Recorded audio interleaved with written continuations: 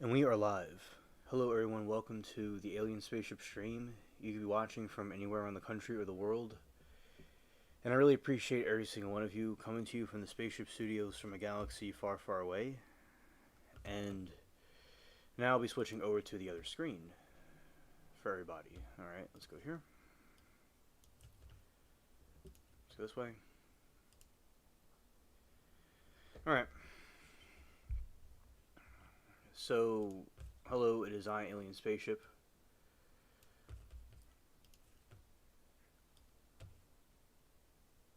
I hope everybody's been having a good day, good evening, good afternoon, wherever y'all are. And we are going to be doing some trial reviews about some of the trials that we watched today, because there was quite a few of them.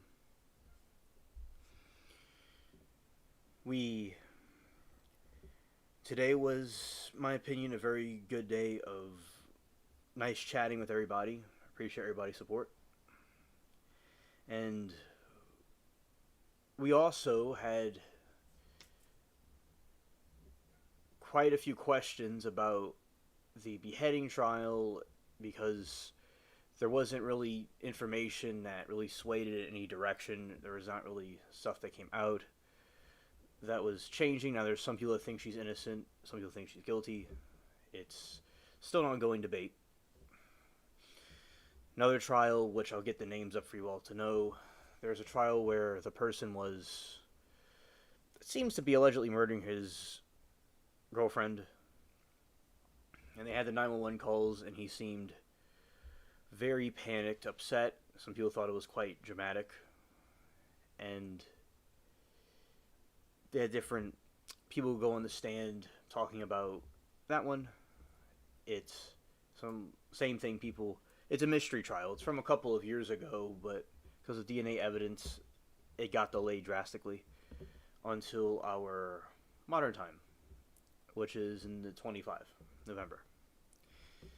Let's see, which then the Dima trial, where in Ukraine, the Ukrainian adopted individual went and murdered his step parents that are kind enough to adopt him from Ukraine, which Ukraine, of course, in Eastern Europe is not the best economy place to be. But, you know, from the interview, he seems very strong built. He seems that he's smart enough to know not to say things that he says. He certainly, either way, he shouldn't be locked up, because they need to figure out what exactly was wrong with him for him to do such a thing.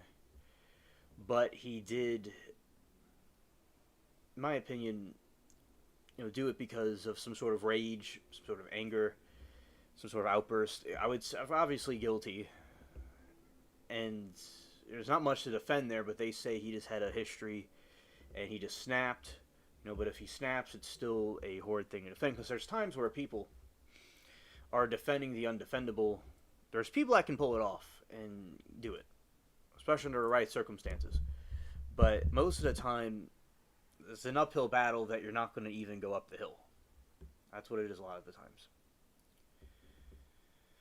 Alright, so, and it's something we'll get into now. Let's go here.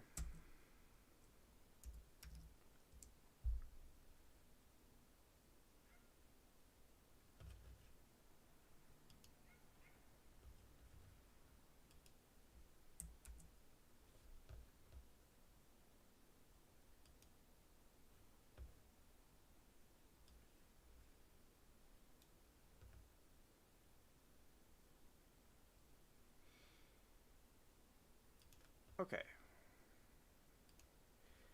Now we'll get into this. Let's see.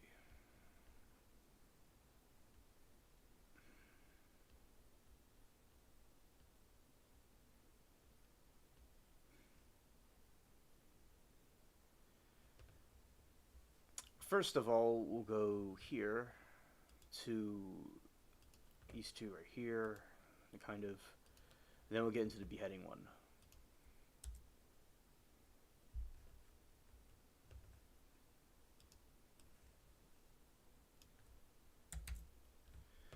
Alright,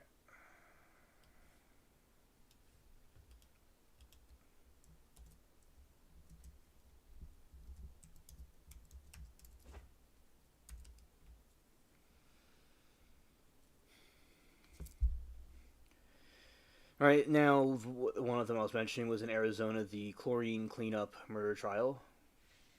Day one. The Hello, Duke. Good evening to you, buddy. Welcome to the stream. Ian Mitchum's murder trial, dubbed the Chlorine Clear Up murder trial, began on November 12, 25, with the opening statements from both the prosecution and defense. Mitchum accused of bleeding killing the 31-year-old Allison Fieldman in her Scottsdale home in February 2015. Prosecution's openings. All right, so, and this is a new trial that we are reviewing. The crime scene details. The prosecution presented the graphic details of Fieldman's deletion death,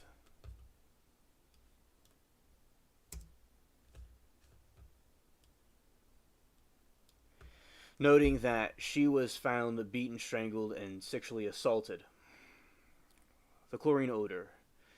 They highlighted the strong smell of chlorine or bleach in the home when Fieldman was discovered by her boyfriend, suggesting a cleanup attempt. DNA evidence. Prosecutors confirmed they will present DNA evidence linking Mitchum to the crime scene. The use of the evidence was approved by the Arizona Supreme Court in December 2024 following the lengthy legal battle. Connecting Mitchum. Authorities identified Mitchum through familia DNA testing, matching crime scene DNA to his brother, who was already in prison.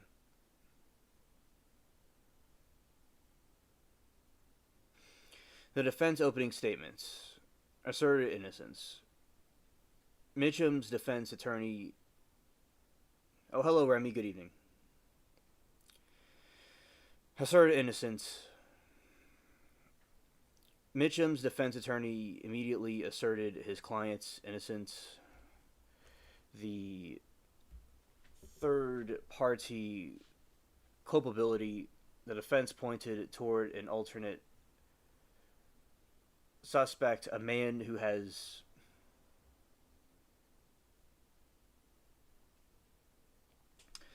Oh, hello, Lori. Good afternoon, I guess, where you are, or evening. Hello, Alien in Chat. Just stopping by to say hello. Hope you all are well. I've been sleeping a lot and taking long walks now. Oh, I'm glad you're taking long walks and getting rest after your surgery. Thank you for the update. I was thinking about you yesterday. And Remy said just popped in to say goodnight. Okay, good night to you, Remy. It was nice chatting with you today. Oh, hello, Michael. Welcome. Nice to see you too.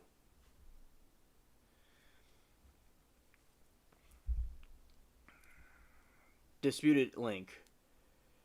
Now, the other one was interesting. The defense pointed toward an alternate suspect, a man who has indicated he. Oh, thank you, Remy. Thank you. I really appreciate that.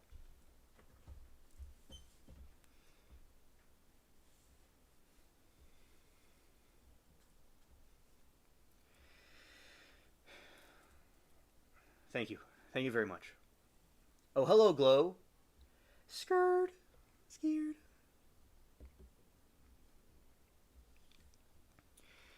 Disputed link. They are expected to challenge the prosecution's evidence, and particularly since Mitchum and Fieldman reportedly had no prior connection.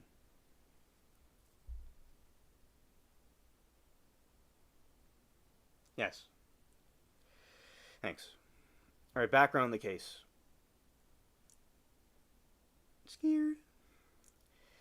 Arrest and legal delays. Mitchum was arrested in 2018, 3 years after the murder.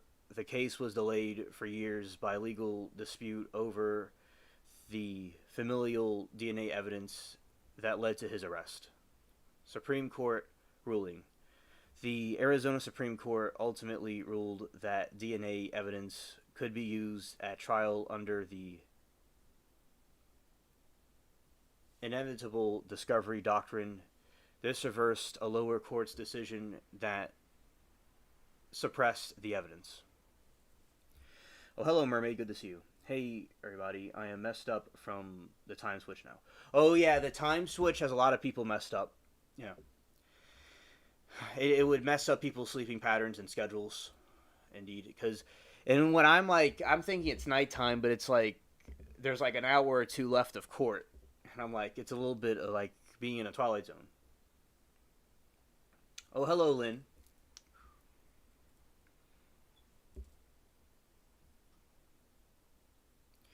All right, prior felonies. The state Supreme Court cited Mitchum's later felony convictions, which would have legally required him to submit a DNA sample to state database anyway. Yeah, so, Mermaid, one of the new trials that we're looking at is Ian Mitchum. It's not Mitchum, but Mitchum's. Dubbed the Chlorine Clean Up murder trial, and it began on November 12, 25, with the opening statements from both prosecution and defense. Mitchum is accused of deleting killing 31-year-old Allison Friedman in her Scottsdale home in February 2015. So it is a while back, and it was his girlfriend, and they think that he did it. And Mermaid, if you have any new updates about anything that's going on, I'd like to hear. I'm glad to have all of you here. It's nice chatting with all of you. Thank you. And the connection to Mitchum is authorities identified Mitchum through the DNA testing, matching crime scene DNA to his brother who was already in prison. All right. So they have a DNA link.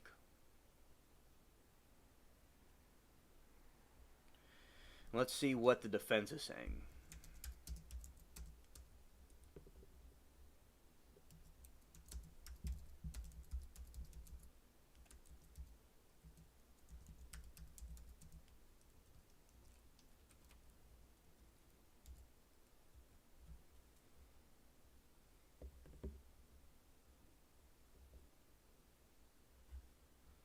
Okay, Michael, understood. All right. On day one of the trial, the defense for Ian Mitchum stated that he is innocent and plans to point the finger at an alternate suspect as a perpetrator of the crime. The key points of the defense's opening statement strategy: assertion of innocence. The primary message was that Mitchum did not commit the murder. Third-party culpability. The defense introduced the idea that another man is responsible for Allison Friedman's death. This man was present in court last week with his attorney and intends to invoke his Fifth Amendment right against self-incrimination.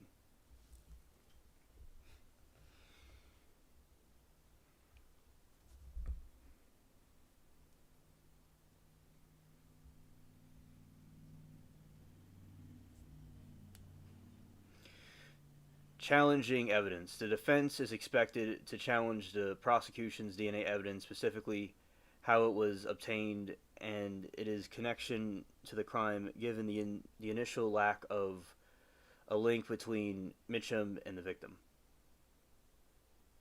Legal rulings. The judge has ruled that the alternate suspect cannot be forced to plead the fifth in front of the jury, but the defense can still pursue their third-party culpability defense by calling other witnesses to testify.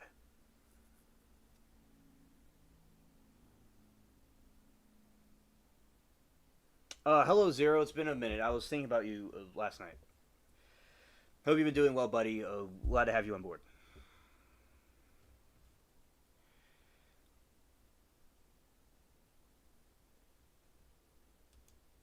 All right, let's see what the third-party culpability defense is.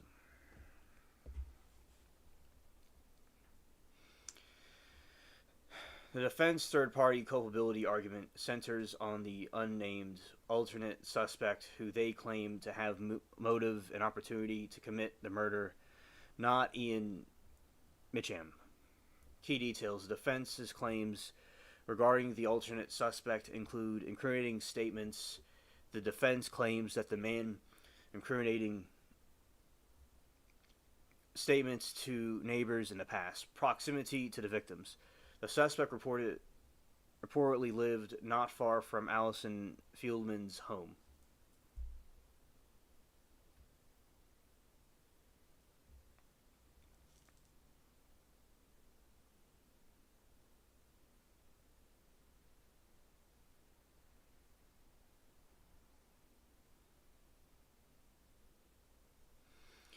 Prior contact. The defense noted that this individual had viewed the victim's dating profile.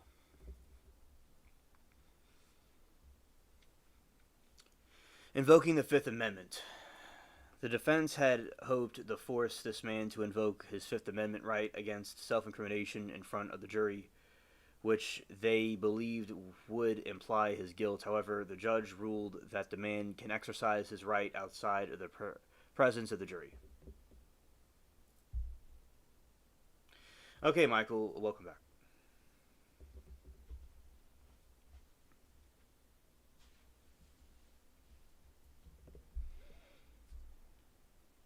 The defense will attempt to pursue this angle by calling other witnesses to testify about alternate suspects' potential involvement.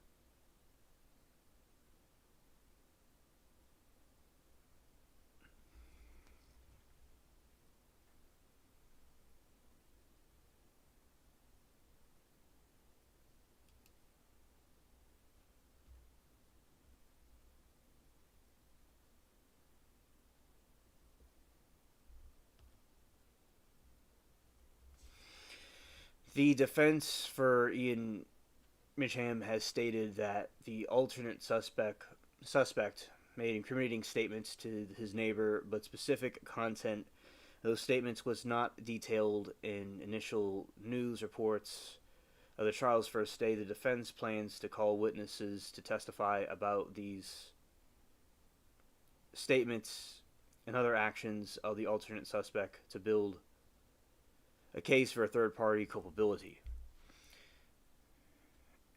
And we see, those are the defense's methods of trying to get their client to be seen as innocent.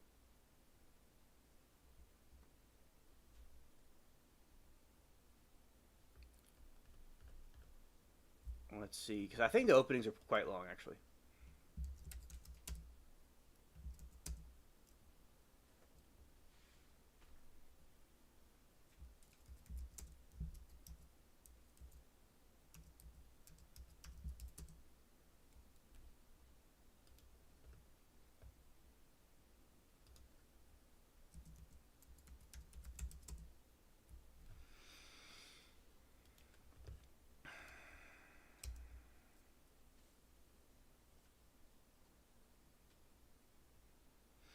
Now, this is what the prosecution is saying in that trial. Prosecution's arguments in the trial is that Ian Mitcham is individual responsible for the brutal murder of Allison Fieldman, a conclusion supported by strong DNA evidence and presence of cleanup attempts at the crime scene.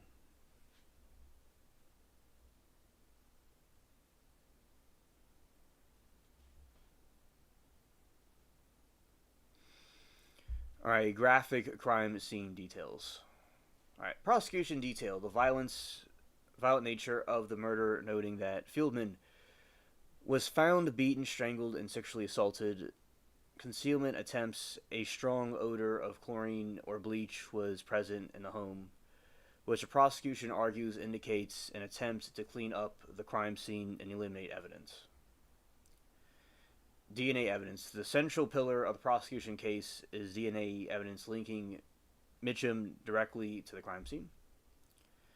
Mitcham was identified as a suspect through the DNA as we mentioned before. Police use blood samples from prior unrelated DUIs to arrest Mitchum, confirm DNA match. The use of the crucial DNA evidence was a point of significant legal dispute for years, but Arizona Supreme Court ultimately ruled in December 24 that it is admissible at a trial on inevitable discovery doctrine. Exclusion of alternate suspect. The prosecution contends that the alternate suspect proposed by defense is not viable as there is no physical evidence such as DNA or fingerprints linking him to the crime scene.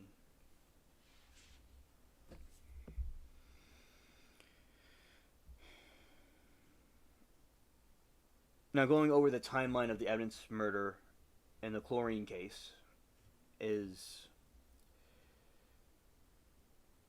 initial crime investigation. So it starts February 2015.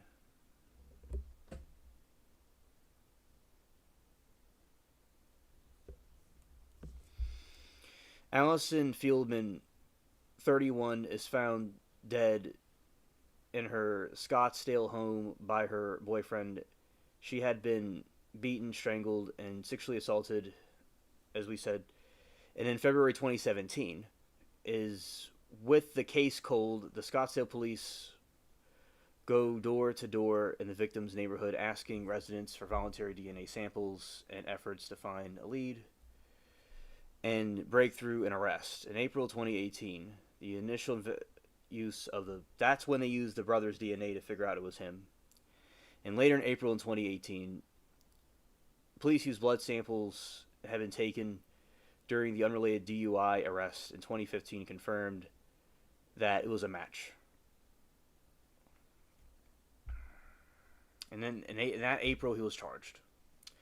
Legal battles and delays. All right, so in January 2023, a Maricopa County judge suppressed the DNA evidence, ruling it was improperly obtained because the second vial of blood from 2015 DUI arrest was supposed to be destroyed after 90 days, and a new warrant was acquired to test it.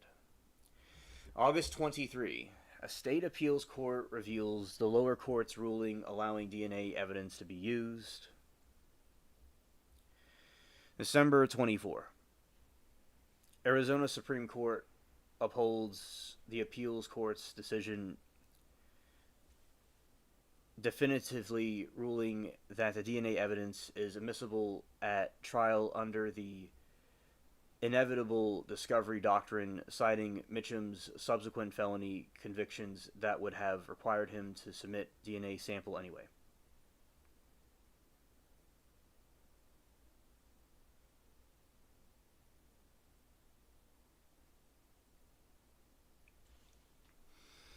January 25. A new trial date is set for October 25 after years of legal delays. So then it was postponed and the officially began on 12/25. All right, Michael, see you tomorrow. Thank you for coming for a little while.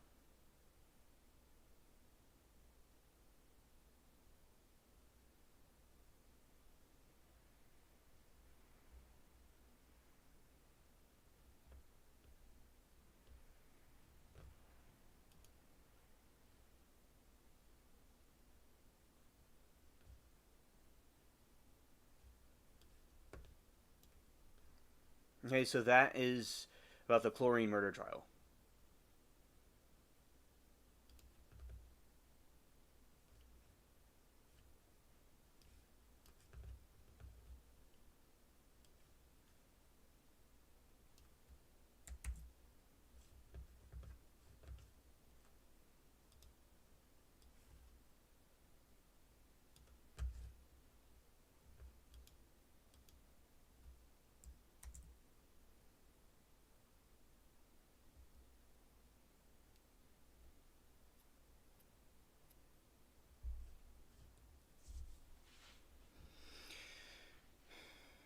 Yeah, this is one that we were seeing earlier, and it was murder of Dima Tower.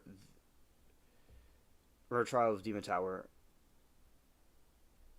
charged with the murder of his adoptive parents, Jennifer and Robert Tower, began with opening statements today, Wednesday, November 12, 2025.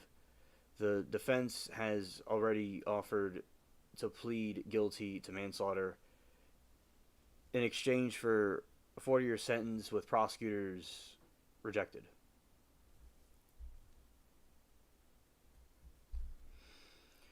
Prosecution opening statements. The prosecution, led by Lena Whipple, argued that Tower was in a rage when he brutally murdered his adoptive parents in their Northport, Florida home in August 23. Crime scene. When police arrived at the home after neighbors called 911, they found Jennifer and Robbie Tower lying head to head, face down on the floor, covered in blood, with multiple stab wounds. Fleeing the scene. The prosecution described how Demon Tower fled the scene, leading police on a high-speed chase down the I-75 and into the wooded area. Arrest. Tower was found next day at a gas station, still wearing clothes stained with blood. Eyewitness accounts. The gas station clerk testified that she saw the defendant with blood on his hands when he came into the store. Lynn, were you watching this trial today, or were you watching the Beheaded trial only? Out of curiosity. Prosecutors mentioned history of domestic violence calls to the home and reported the father even locked his bedroom door at night, fear of his son.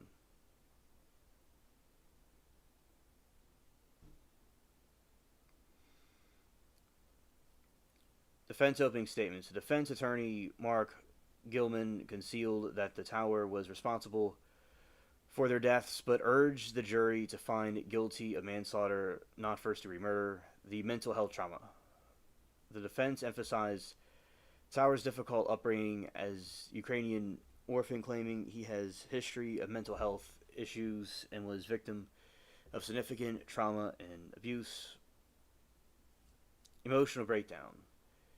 Demon Tower was visibly emotionally reportedly sobbing in court during his attorney's opening statements as his past trauma was discussed.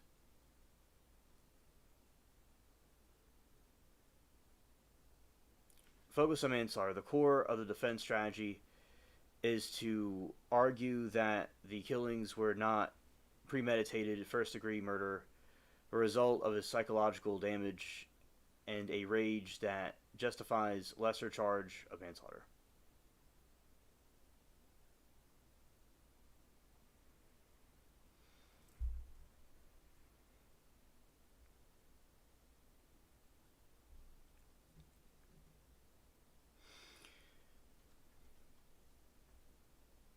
Now, I just want to see exactly what the defense there is arguing exactly.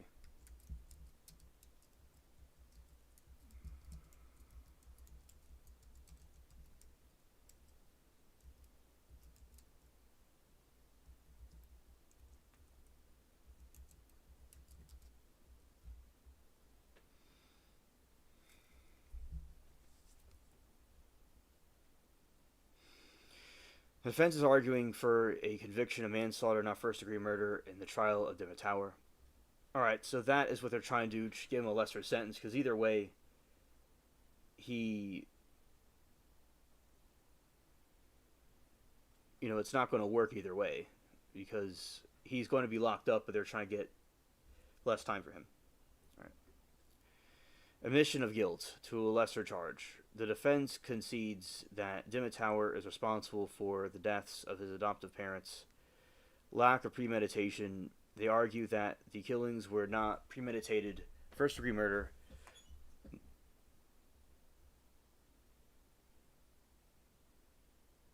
You're leaving too? Okay. If that's...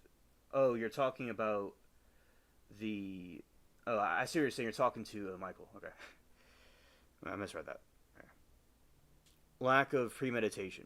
They argue that the killings were not premeditated first degree murder. Mental health and trauma.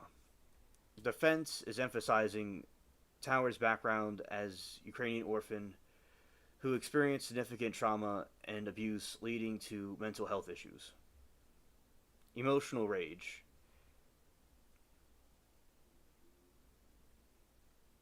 Oh, hello, Passion. Good to see you.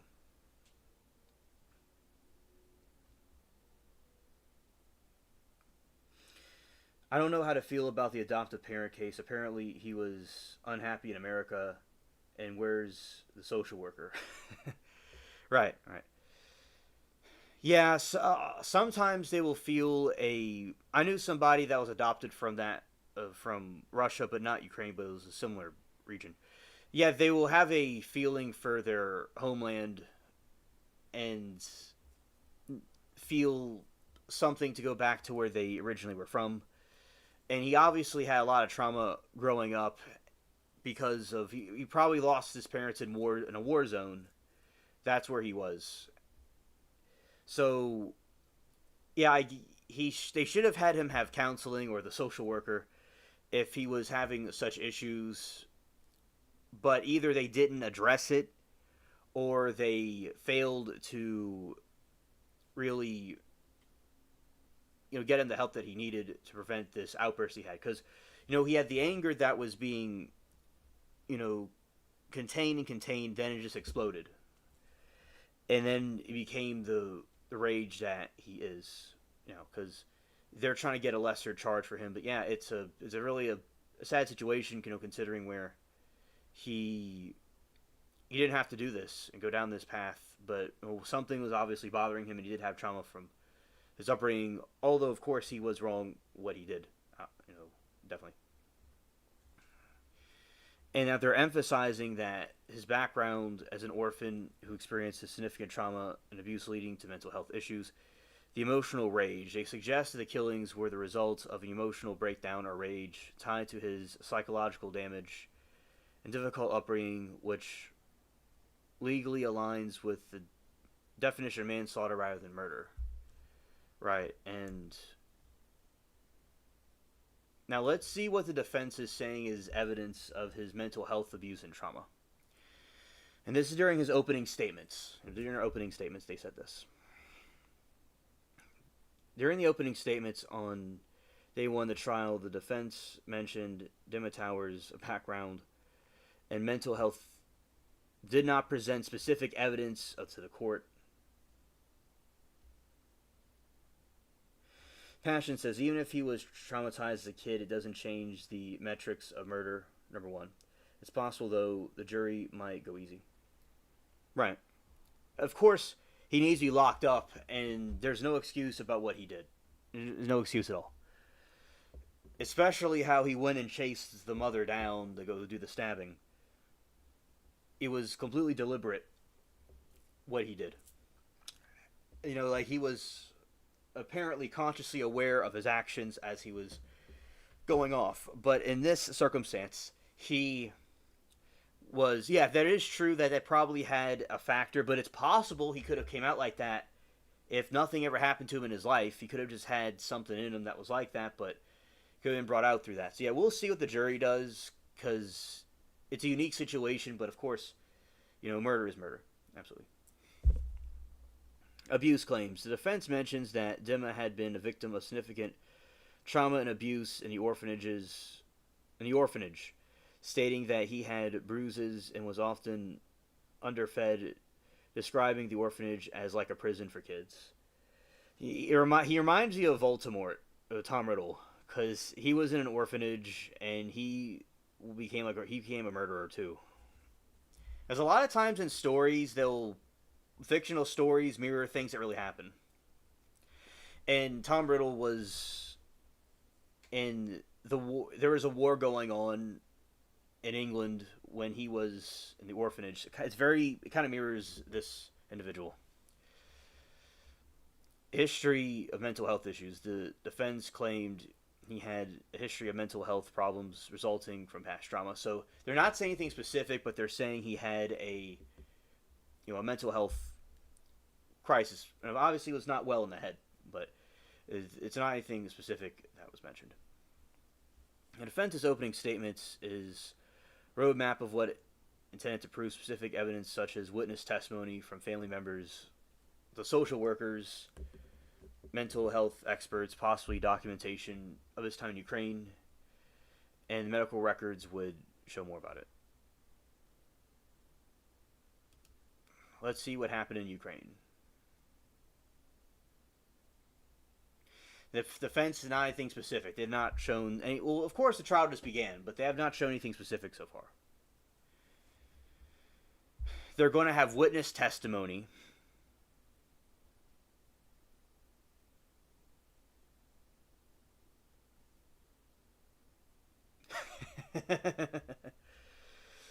Passion said, "Can you imagine how much you would have been bullied if you turned your name into an aerogram for Lord Super Evil?" Yeah, yeah, exactly. Yeah, there would be heavy bullying indeed. Right, based on the opening, okay, the first accounts, the defense made claims based on secondhand accounts, such as uncle's description of the Ukrainian orphanage, like prison for kids and tower, would arrive with bruises, behavioral history, evidence tower prior aggressive behavior after adoption, such as starting fights at school, will likely be introduced to illustrate pattern of psychological damage.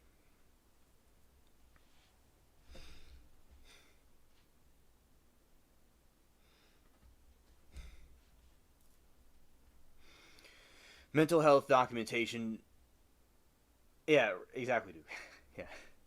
Mental health documentation. They may introduce expert testimony documentation showing the mental issues. All right, let's see. The other part of this is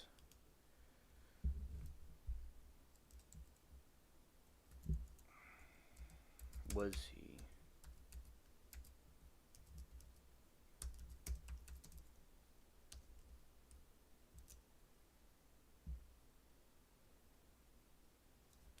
evidence suggests that Dima was unhappy and troubled in his new life in the U.S. Despite his adopted parents' efforts, while the parents reportedly treated him with love, he struggled to adjust and exhibited violent behavior. Key points suggesting his happiness and resulting in conflict. Difficulty adjusting. After being adopted at age 24, I need to get it with the program. Age 14, Dima found it difficult to get accustomed to his new surroundings in Florida. Violent outbursts. He often got into fights in school and had a history of domestic violence calls at the home. Fear in the home. The prosecution noted that the father, Robbie Tower, even locked his bedroom door at night out of fear of his son, indicating a breakdown in the family relationship and ongoing tensions. Prior assault. He was arrested in 2020 for a felony battery after allegedly attacking a man inside the home. All right, so he was not happy in the United States, and he certainly had a violent behavior. I'm not a psychologist or a professional at all, but from the little bit that I have looked into, this individual seems he could have some dark triad traits, where usually they'll start out young and they'll do stuff like that as they get older and older, and they'll do stuff. But of course, he was in a war zone and maybe abused an orphanage and had mental health issues. Maybe it contributed to this mental decline. The defense attributes his actions to severe trauma and abuse he endured in a prison-like Ukraine orphanage, which they argue resulted in a deep-seated hate and psychological damage.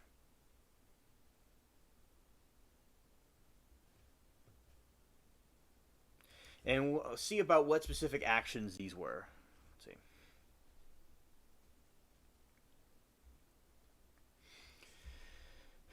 Both prosecution and defense have highlighted several specific actions by Dimma Tower that are being used to indicate a state of unhappiness, rage, and violent tendencies.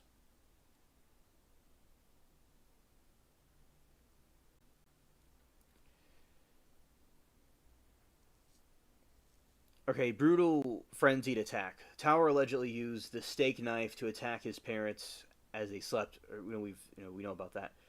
First hand knife reviewing the second continue his assault, forcing the mother back home. When Jennifer Tower fled the neighbor's house, shout out to Mary Toodles. Shout out to Mary Toodles. Screaming for help, Dimma forced her back into their home and made her sit in the couch before stabbing multiple times. Attempting cleanup, he attempted to clean up the scene, which had large pools of blood throughout the house, indicating the prolonged attack. Fleeing the scene, he ignored the police commands to stop, led them to 8-hour high-speed case, abandoned his car, and ran into the woods to evade arrest. Emitting rage when later questioned the detectives about what happened, Towers reported one-word answer: rage. Alright, so records show history of domestic violence calls in the home, including incident in 2018 where he allegedly pushed Jennifer Tower. Father's fear. The father reportedly began locking the bedroom door. And so that is his history of violence. Let's see what his explanation was for the killings. When questioned by detectives about what happened the night of the murder, Dimma Towers' one word, it was just rage. Alright, so that was basically the reason he did. See, info. Oh, wrong one. Let's go here.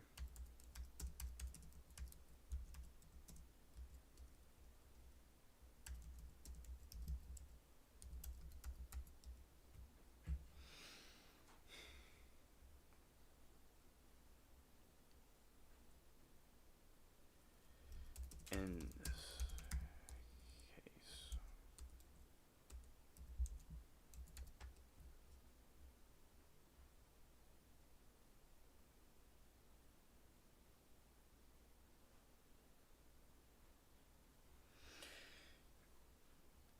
Yeah, so the social workers will be called in. They'll eventually be called in. And as the trial unfolds, we'll see more information on the chlorine trial and this trial with the Ukrainian orphan. Alright. So now I'm going to move on to the part about Devin Michaels for today. That one.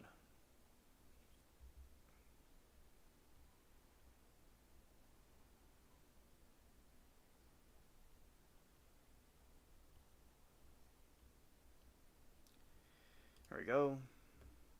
Let's see.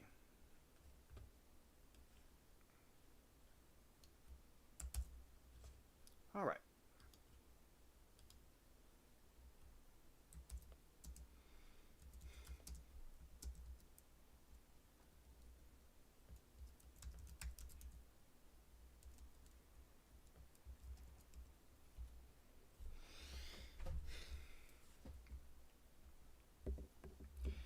And Moki, for instance, was saying that, or towards the end, oh, there's Moki. Good to see you. Welcome.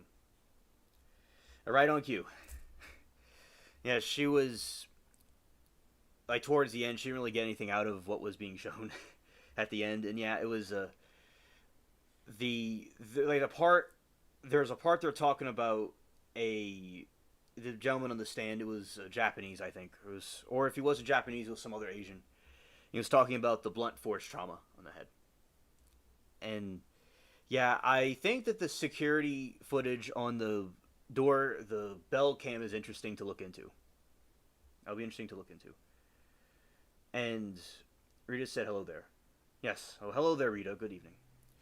All right. So, and we talked about we're going to do the review on the beheading case. We talked about Dimma and we talked about the the third one that just came out. Those two are just in development. I don't know. I see them as hurricanes. The trials. I think of it as like hurricanes, like they're like tropical storms, like the newer ones. And the Devin Michaels case, like a hurricane case, because it's already been developed and it's on its way. So interesting way of my mind thinks of stuff. So, good evening to y'all coming in. I appreciate y'all very much. All right, and Moki said, in adoption trial to witnesses tomorrow, then the state rests. Oh, okay. Thank you. Thank you. Yeah, because it's pretty much a straightforward case. Yeah. Oh, it seems like it'll be a quick one.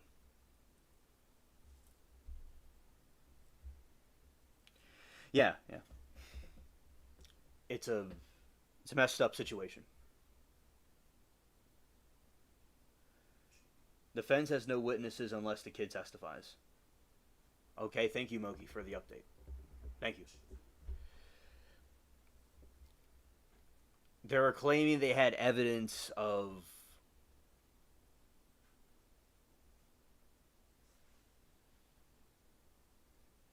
closing arguments Friday. Okay.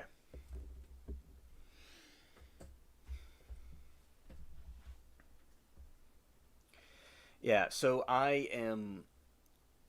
glad to I'm glad to know that it will be quick because the defense was saying they had these different people to prove that he had mental health and he had, which of course it doesn't excuse a murder, and that he was abusing Ukraine. So they had a plan maybe to make it longer, but looks like it's coming up pretty speedy.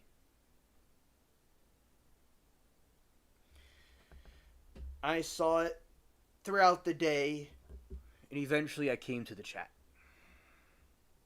All right. And so I'm going to do a summary of the beheading trial right now. All right.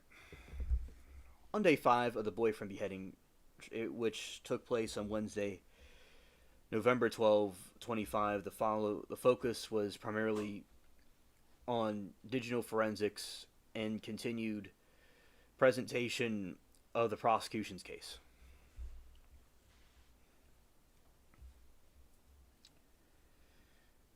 And key events of day 5. There's just no defending what he did. I just listened to the interrogation. Oh yeah, the interrogation was messed up. As I said, he was evil. It was definitely an evil action. Understandably, he was he was in a messed up situation, but that doesn't give people excuses to do that. I knew someone that was adopted from that region, and they never murdered anybody. You know, it can be messed up, but it doesn't mean you have to go and take it out. It's like a bunch of, I guess when people adopt people, they have to be careful what you adopt. I mean, people can, I guess, have kids like that too, but as I said, he just had traits. They'll start as kids, they'll hurt things, and they grow up and do all kinds of wicked things, or just do it young. It's really a crazy one, indeed. Thanks, chat.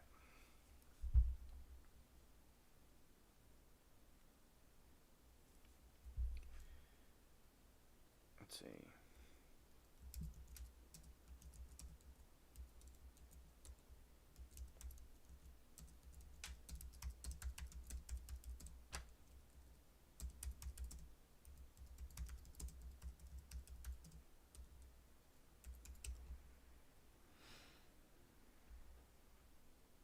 Okay, Moki says, I think the orphanage concealed that he was troubled. Oh, okay. Okay. That makes sense.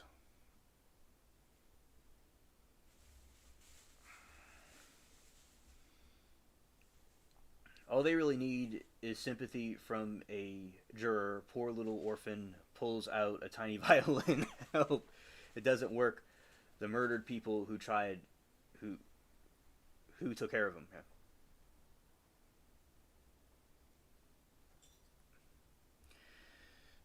Okay, according to the 911 call and police reports, Jennifer Dimmock Tower's mother ran to a neighbor's door screaming, I need help.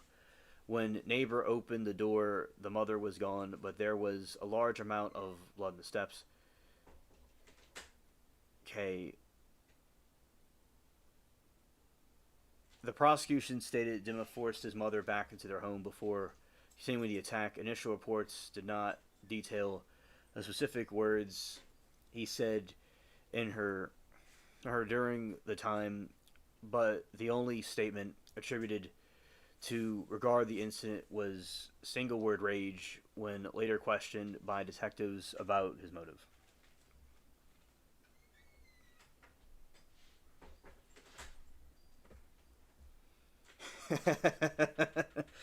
Duke said orphanage asylum junior. Right, there you go.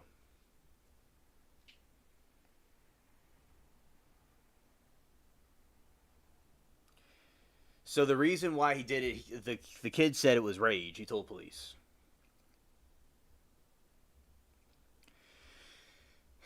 A police affidavit noted the disturbing pattern in the home, previous domestic. Oh, hello, Hazel. I'm so delighted to see you. And Hazel said, I want to say sorry and apologize to everyone. Last time I came by, I got upset and didn't conduct myself appropriately. I am sorry for my actions and if anyone was upset at me. Oh, it's okay, Hazel. We love you very much, and we've been very worried about you. We haven't seen you around, so thank you. And we apologize if we did anything upsetting on our end, of course. So, thank you for your for coming here and telling us that.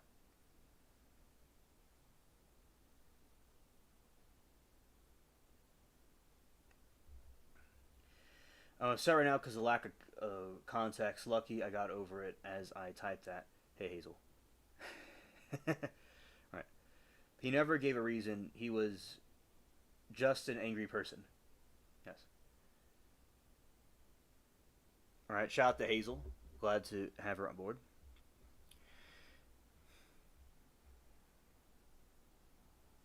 Yes, praying for your good health, indeed.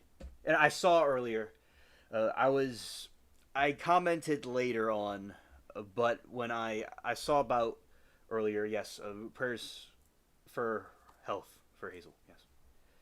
All right. So that is what I can find at the moment. Yeah, the audio from the room was very echoey.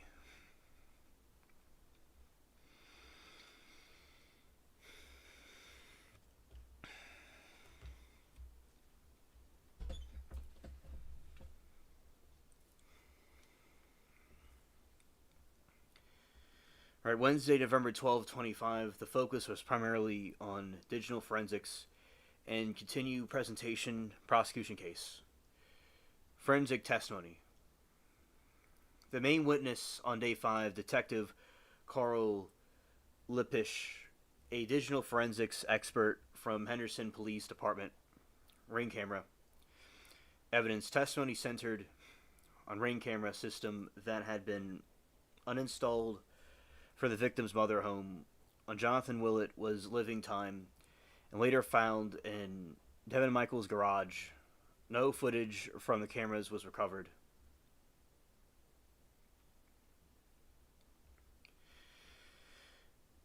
This follows upon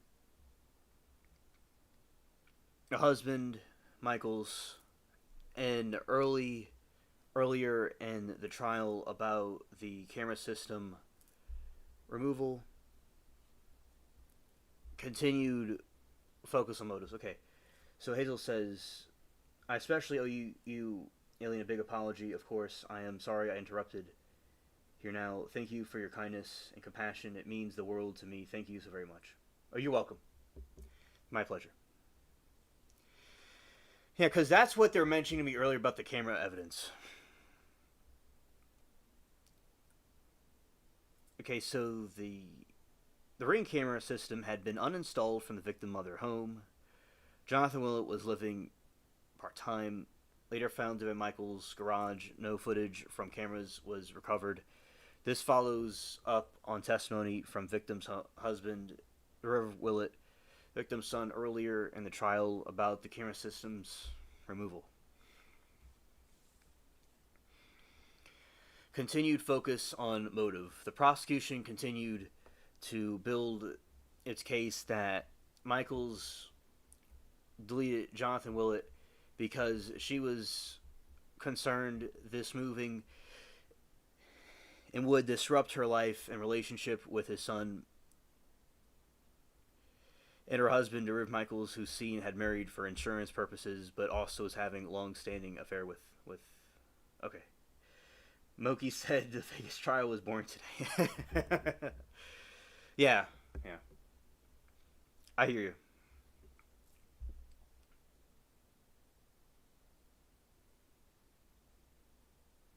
Oh, I'm glad to hear that, Hazel. That makes me. Um, I'm so glad to hear that. I'm so glad to have you with us. Yes, we love you very much. All right, and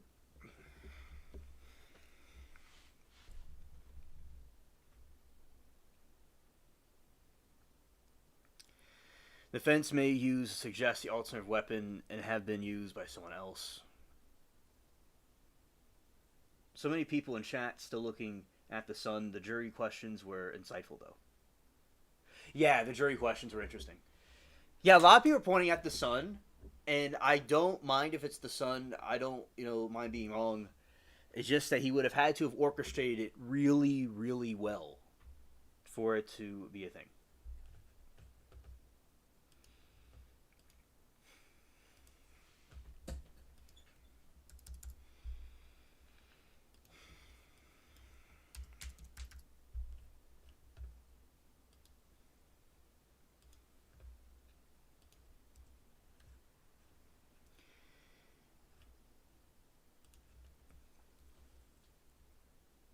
So maybe it is a sun, but as you said, passion. He would have to have done like Pink Panther moves. Now people think because of the door cam, the ring doorbell cam being taken off, that had to do with something. Maybe it does. Maybe there's a trap door, like it's like a play, like a Shakespearean play, and there's like a trap door somewhere that he went under, that we're all overlooking. I don't know, or maybe it was like Joe Schmo down the street that did it for some reason, or some random NPC that was angry. It's quite a mystery here, but that's probably what we think it is, though, of Baker's ex. But if it's not her, I mean, someone had a trap door in the house, so they just went from the bottom up and through a cave, right? So there's like a cave, a little like or a tunnel, and then it goes into the house. And then he just went back in, like Mission Impossible type stuff or Pink Panther type stuff. Unless it's something like that, then it's probably Devin Michaels.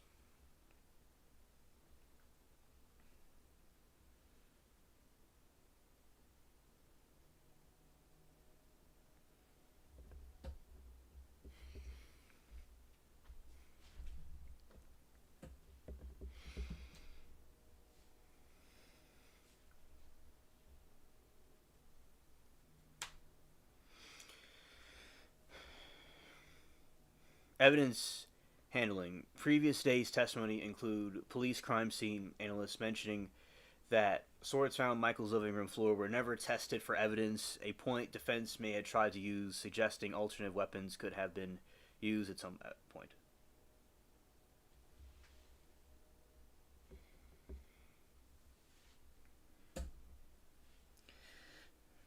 Passion said they even said it would be a 7-hour trip on foot, and his car didn't move. Yeah, there you go. As I said, he had some Hogwarts or some dark magic or something, or light magic from Hogwarts, although it would be a dark thing to do something like this, so it would be dark magic. And he just got the cloak of invisibility and got on a broom, and he just flew over there. As I said, unless I said there's some sort of thing we're all overlooking. There's been incidences that happened to me where, like, I'm looking for the keys, right? And I'm looking everywhere, but I overlooked the other spot, like, in this room on top of this counter that I wasn't even thinking about. So there's possibility there's something we're blindsided in, but unless it's something like that, okay? It is absolutely, unfortunately, her that did it. And Baker really, if whatever people think she's guilty or innocent, Baker really messed her mind up. All right? He really is he should have just been kept in a prison somewhere forever. I mean, and Monica, that we're talking about earlier, Monica was just had it all. You know, she had it all. You know, really, I mean, a lot of people these days, especially with inflation, don't have what people need. You know, and although money isn't everything, that's true. Still, I mean, he loved her very much and took care of her, and for her to do what she did, it was unnecessary to lose it all. I mean, stuck in a prison like that. So that's why I just this Baker's evil, and he spiritually rubbed off on her too. And it doesn't look good. It doesn't look good. But he does. She does have a very good defense team. They almost got Tellis parole. So, and remember, if a defense attorney is trying to defend their client, they're just doing their job and they're doing what they can. But I definitely, unless something comes out or something we're overlooking, it's her that did it, in my opinion. But as I said, I don't mind other opinions. I want to know the truth.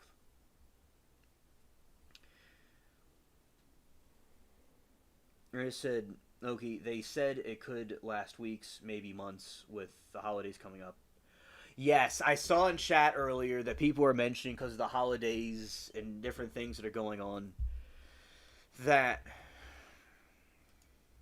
this is the situation where there's going to be a Thanksgiving break maybe for a day or two. I don't know how long it would be. And then there's going to be a other break that's... Oh, this other break, Christmas is coming. My teacher would say as a joke when we're taking too long to get an answer in class, he would say, "Christmas is coming, alien." It was a funny thing you'd say. So literally, Christmas is coming. So next month. So yeah, there's gonna be holidays. It may be prolonged longer.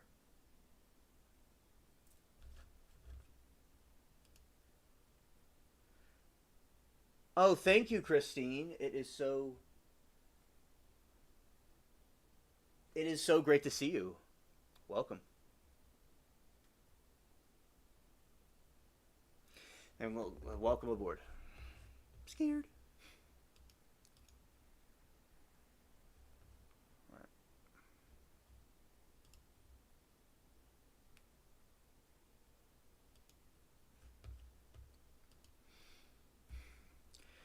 Yeah, previous day's testimony. Okay, Marvel Comics could never create a character like Baker, the Ratchet coach. Right. Right, there you go. Like, we're living a movie. Like, we all have a story to tell from these trials and things we've experienced with each other. And she really, like, truth is stranger than fiction. So, yeah, we are experiencing the movie of the villain Baker, the racquetball coach. And I remember a Ratchet. It might be Ratchet. Oh, there you are, Joyce. I'm gonna try out this spaceship party right here. Scared. Yeah. So, welcome all, and it's like a comic book, where it shows Baker doing his training with Monica, and then he's a villain, and then he does these actions, and there's Wade Wilson with his suit and a court, and then there's the alien spaceship himself and his in his group. Yeah, it's like, as I said, like they can make the best Marvel movie ever with our characters. So yeah, it's cool to live it for real. So C did it too. Yeah, Joyce C did it too. Yeah. So that is a very good analysis. Passion.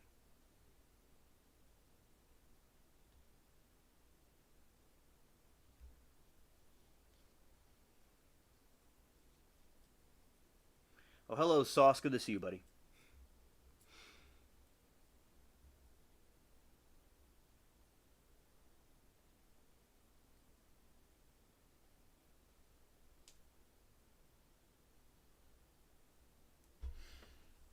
Okay, so that is the review on today's trial, the trial days.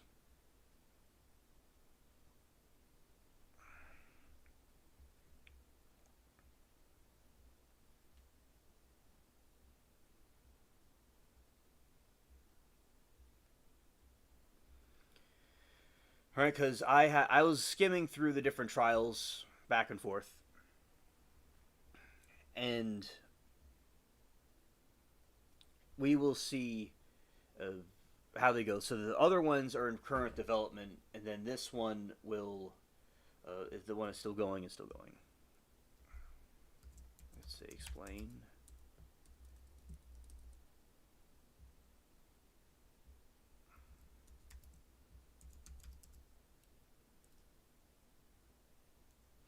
Oh, hello, Tree Saw. Good to see you. Welcome. We are, yeah, we're doing some trial review, and Tree Saw. Since you're here, I want to know what is your thoughts on the Atlas, the 3i Atlas. I was curious.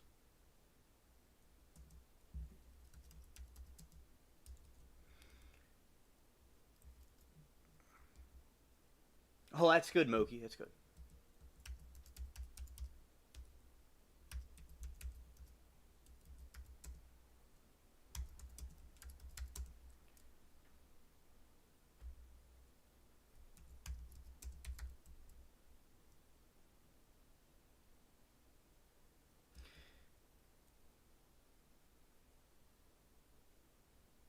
It's the three eyes man. All right. I have head of a knight and will bounce quick. Oh, okay.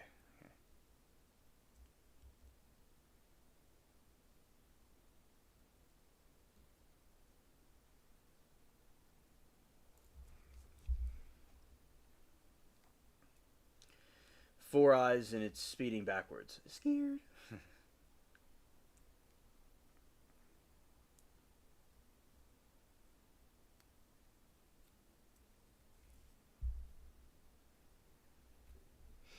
Yeah, now that is, as I said, the sequence of events with the what we would call it, the trials that we're watching today.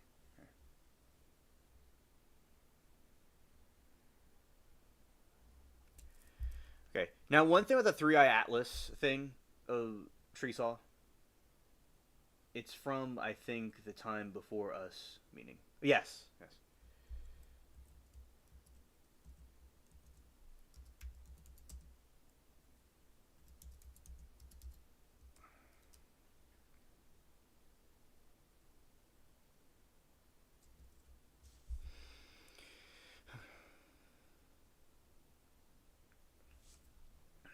Begor, our planet, our sun. Our sun is a second generation star. Yes, yes.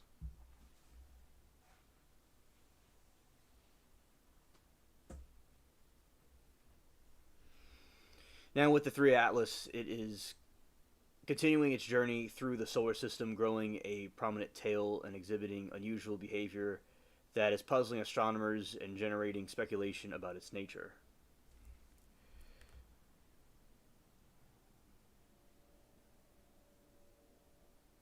Well, that's good. He's going to do that.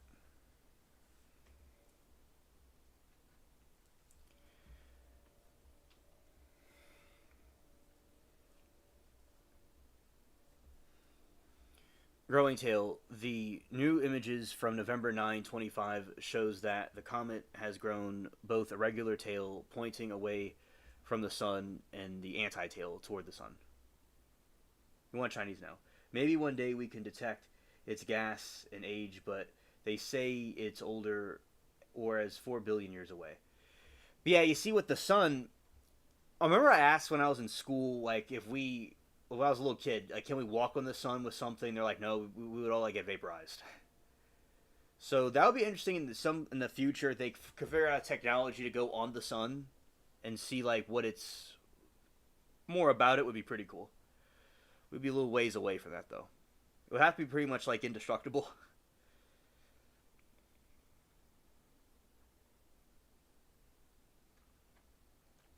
Yeah, shouts to the Chinese food. Radio signal. Astronomers have detected two razor sharp radio frequencies with align with the comet's path.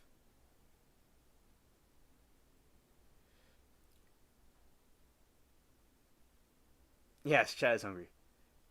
In further study, the closest approach to Earth, the comet's closest path to Earth, is projected December 1925.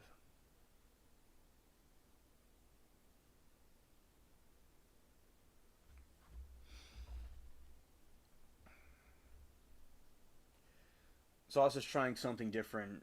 Orange chicken. I'm usually a chicken broccoli person or chicken garlic sauce or sesame chicken. LO so IDK. Mongolian beef. The Mongols are very fascinating, by the way. The Mongols are very fascinating. They took over lots of lands, and they have interesting music.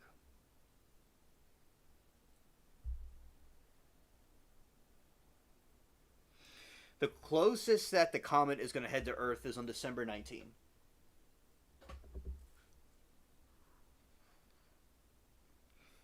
A distance about 1.8 times the Earth size. We detected a month too late to catch it with the probe. I asked AVI Loeb the chat, and he responded. Oh, that's very cool. That's very cool.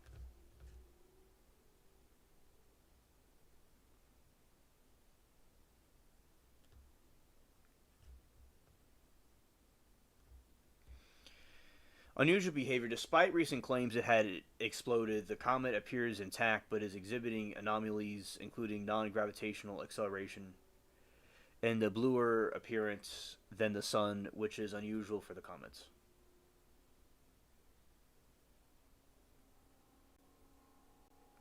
Oh, I see. They're saying it was supposed. Now, my state gets the. Uh, I had a dream that I was an identical twin. Oh, hello, goddess. Welcome to chat. Aliens victim rights goddess. Welcome. It's always it's always amazing and fantastic to see you here. All right, Saw says both kids called broccoli trees and broccoli and beef. I like water chestnuts and baby corn.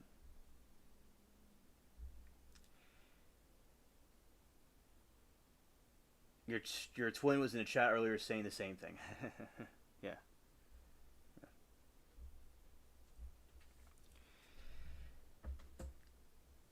Watery chemistry. The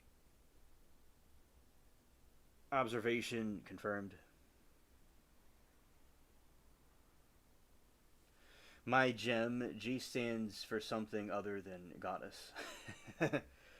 Right? That is true. It has many meanings. Correct. And then G says, but then I woke up and I was beside myself. Hilarious. Hilarious.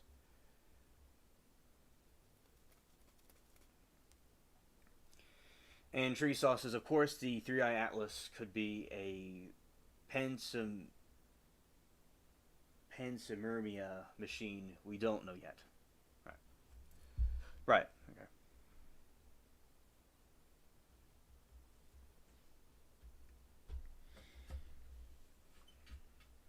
Wonton soup, egg, drop soup. I like drop soup.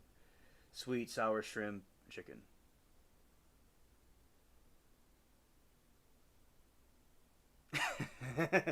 Yes, we need a joke a day. Yes, I agree. Definitely.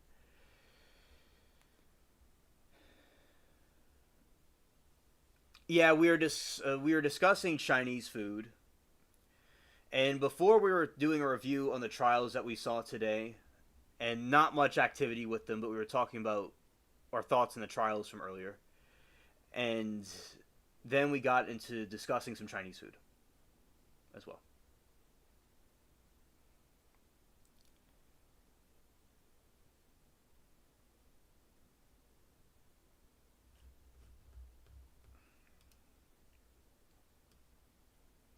I've not heard about that soup before.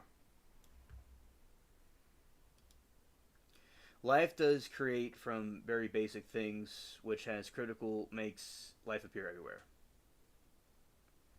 You did zucchini noodles and sweet potato. Nice.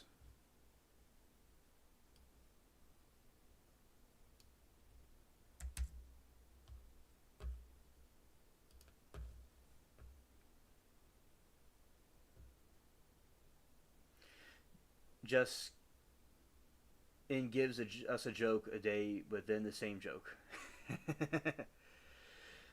This Justin gives us a joke a day and gives the same joke.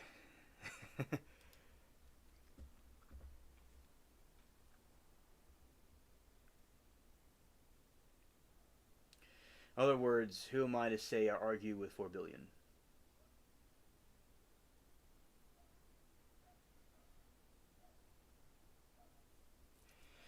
G says, notice how normal the name is in here. It wasn't like that in LC. I swear it made me think I am losing my damn mind. Yeah. Yeah, I could imagine it was, like you're in the Matrix or something. Like, what is it going on? It's like uh, it seemed like the some sort of interdimensional being was hijacking the names.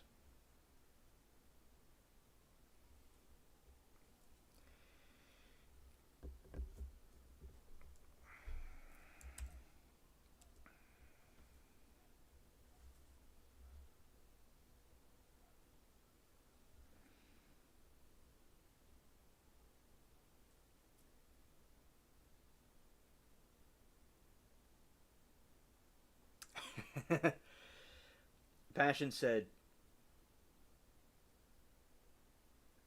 to be fair, one about laying on the lawn and becoming a sprinkler didn't make sense until the third attempt. Yeah, I know.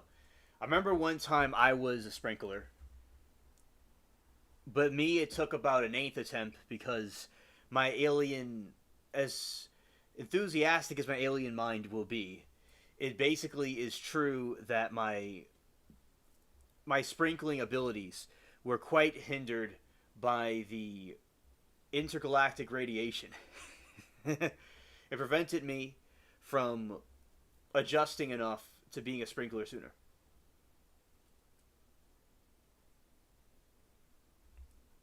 G said, I would type and for me said three different names. Typing was one name, hitting enter a different name, and then seconds later a third name. I left chat because some pointed it out. G, you are losing your mind. You don't need to question yourself. Well, G, it sounds like a bad trip. Indeed, it sounds like the certainly that for sure.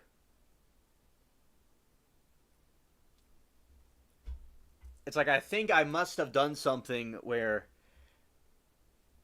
in the vents of the spaceship, I had to have had the wrong valve on. I must have released something diabolical and made us all go crazy. Where G with all these different names are happening, and it must have been those gremlins because there are gremlins in the spaceship that are. Oh, hello, Aaron. Great to see you. Quietly enters chat, surround surrounded nervously, scared.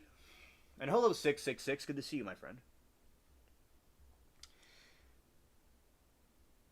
Yeah, so sometimes the gremlins will go into the YouTubes and it looks like they change different things. They do it to pull out pranks. So it looks like the Timu gremlins on the spaceship were pulling a prank on G and all of us today. Sort of like in SpongeBob when that episode where Orlock was pulling a prank on SpongeBob, that's what was happening. It had to be Nosferatu that did that. Where is?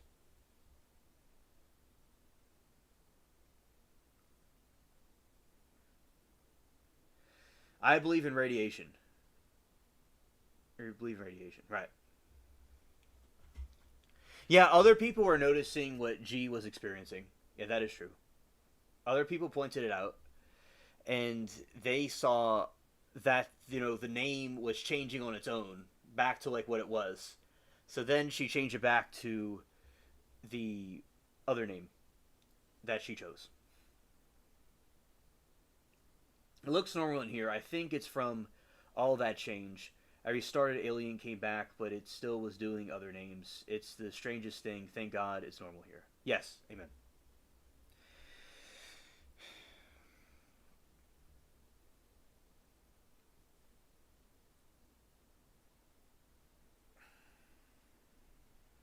Oh, Christine. Scared?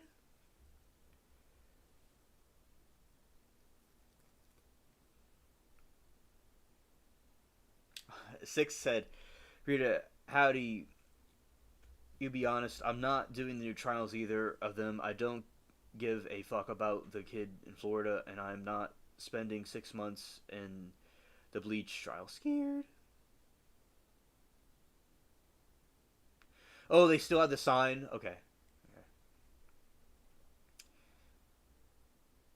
Treesaw, the thing about 3i is the fact that it's so old now, whether it's a zombie planet or not, or is unknown, being a planet that been ejected from parent star system. Oh, it's very old. And I was thinking if it was some sort of an alien craft from a very long time ago, it basically became like it'd be like an asteroid. It like decayed.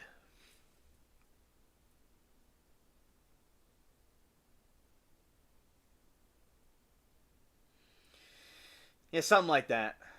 Passion, right? So she says was still active. Claim that real name read out was promoted to reporting.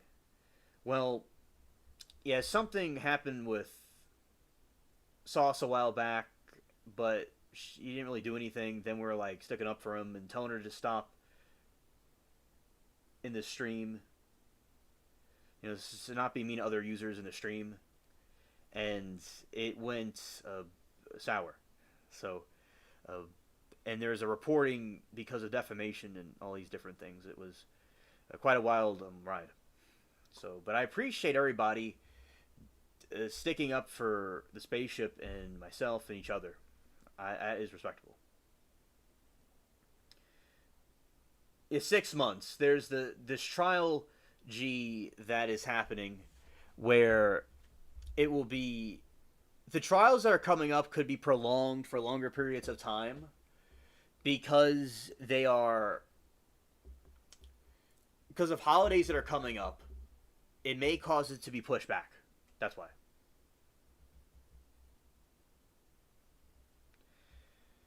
Oh, if you drop the waffle on the beach, it'll be so hot, it'll sizzle and dizzle, and put some butter on it, and you'll have a sandy breakfast right there. That's what will certainly occur. But what is it, G? Oh, what happens if we drop a waffle on the beach?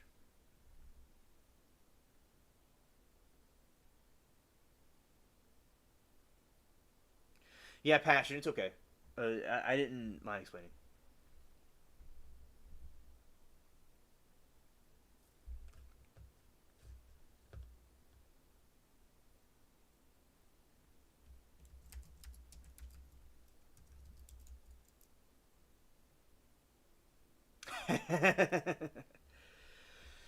G says it would be a San Diego, San Diego. Okay. Well, let's see here.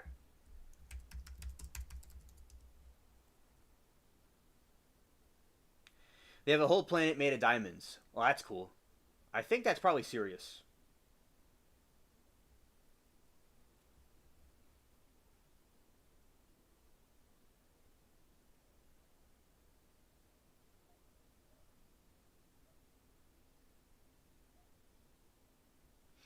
All right, chat. Why would an alien go to school? As I went to school. So the reason why an alien would go to school. Yes, that is your planet, G. Yes, you are the diamond planet. The reason why an alien would go to school is to be a stellar student. Oh, thank you, G. It's very sweet. Very sweet.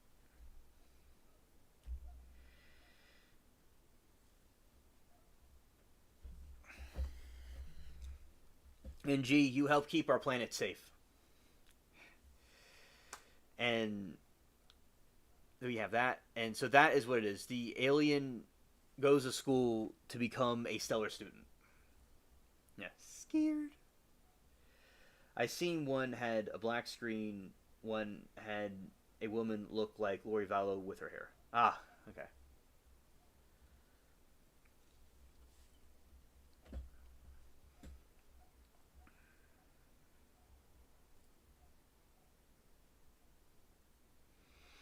Why did the alien cross the road?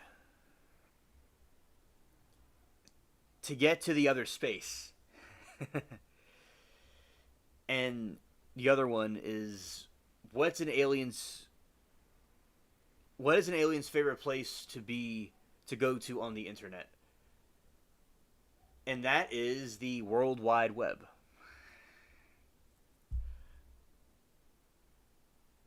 All right, and what do you call an alien with three eyes?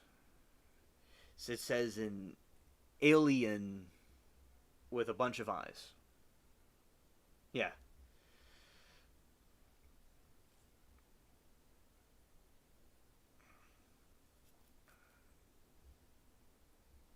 All right. Why don't aliens eat clowns? Because aliens are known to. Yeah, Badumsk. Yeah. Yeah. Why do aliens not want to eat clowns? Because I heard that aliens were. Aliens like to eat all kinds of stuff, but they don't like to eat clowns. And the reason is because they taste funny. Because the clowns taste funny to them. The smell of Three Eye Atlas is processing. Three Trials was driving me crazy for Brandon. He was not wanting to focus on all three.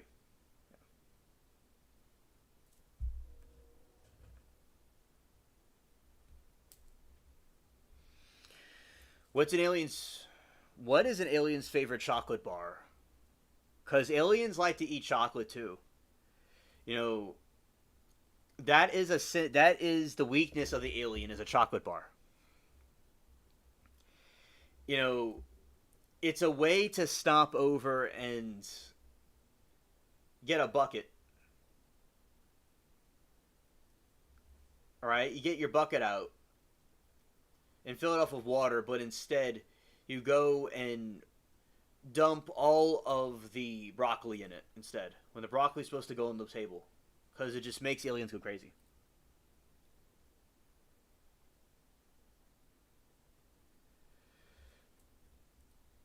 Okay, we'll try to figure that out, Mookie.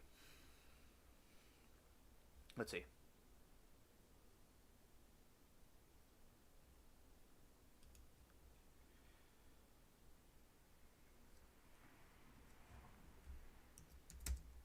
Let's see right here.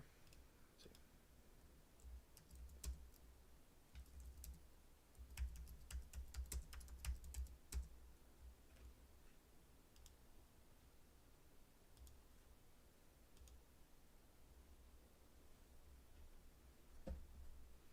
Okay, P6. Thank you for coming.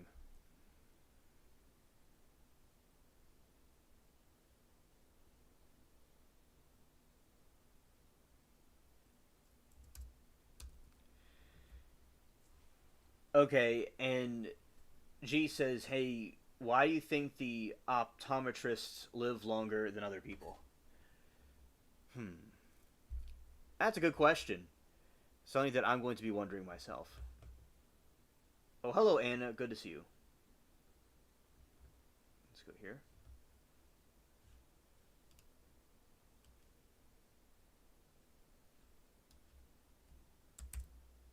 Let's go down this way.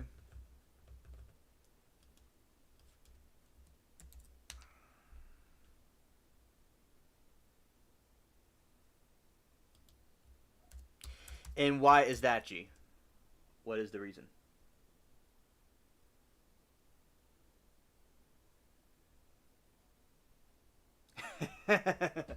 Because they die late. Dilate.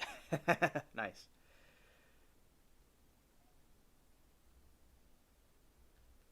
Okay. Uh, we'll find out. Let's see right now how long this trial is going to be.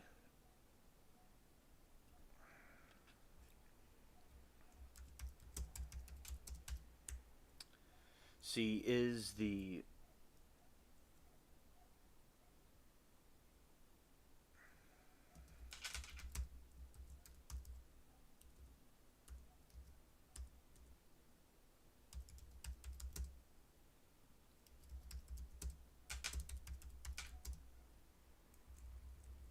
6 months long?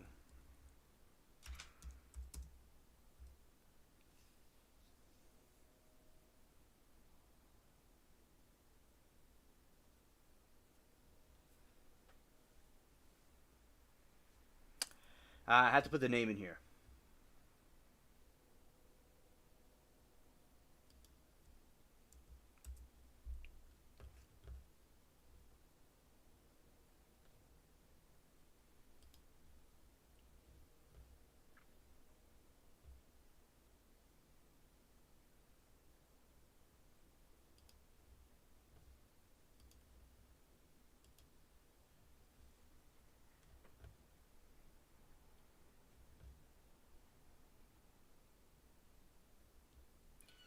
If this trial right here, the chlorine trial, I'm going to get the name of it, and I'm going to find out more what we can find out about it. There we go. Thank you all for being with us.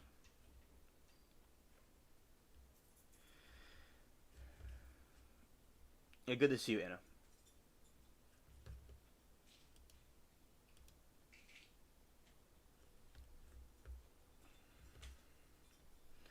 Your sister did for years, and she hates carbs and not a normal human. She was always like 105 and didn't even need. She just hated carbs. So odd. Oh, LMAO. Okay, let's go here. Is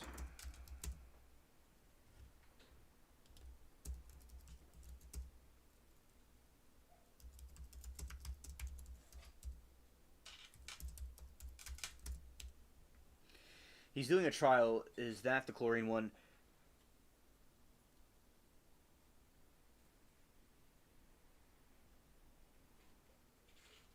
Oh, hello, Kim. Good to see you. Welcome.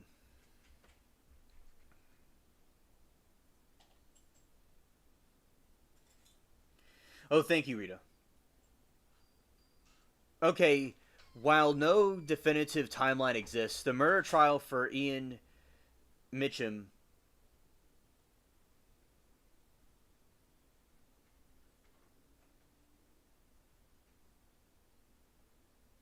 All right, Joyce. Good night. Thank you for coming.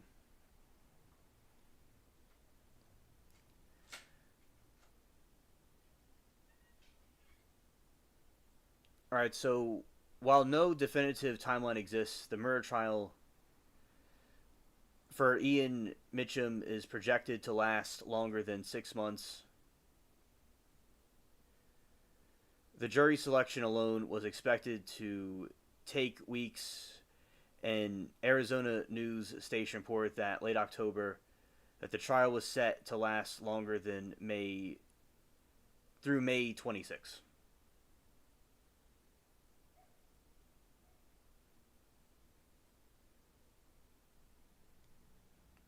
Thank you, Joyce, for hanging out with us.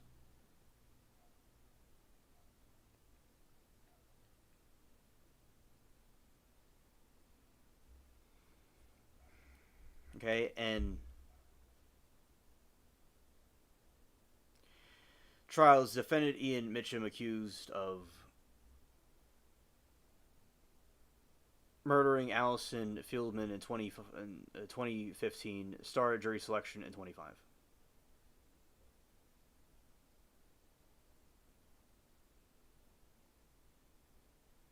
I know, right? Let's see how many witnesses are going to be called up.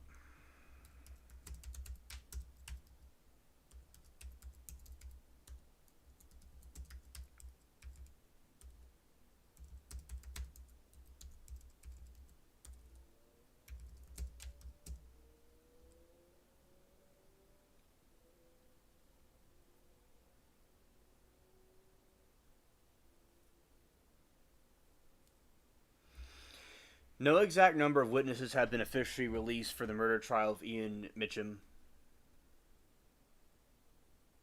I suppose there's a lot of moving pieces. The bleached home DNA link is so obscure. But if you have cancer, well, it'll make that grow too.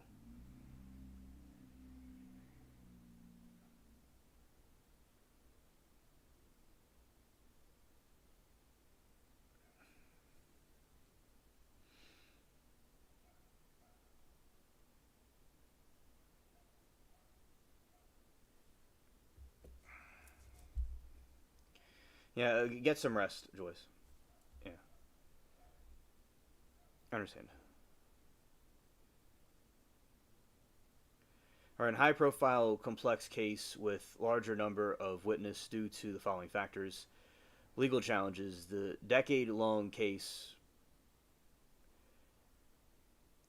has seen extensive legal battles over the admissibility of DNA evidence involving multiple court levels, which means experts, DNA, and collection procedures will likely be called to testify.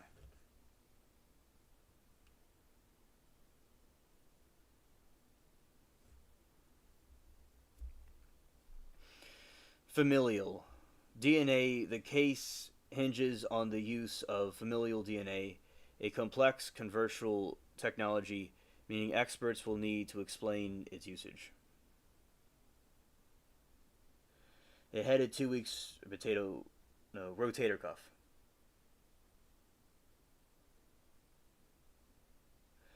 Alien, what did I miss? Is the drama stuff still going on? I saw she was on today, trial we were watching. Well, nothing. As I said, we with the person that we were having problems with, you know.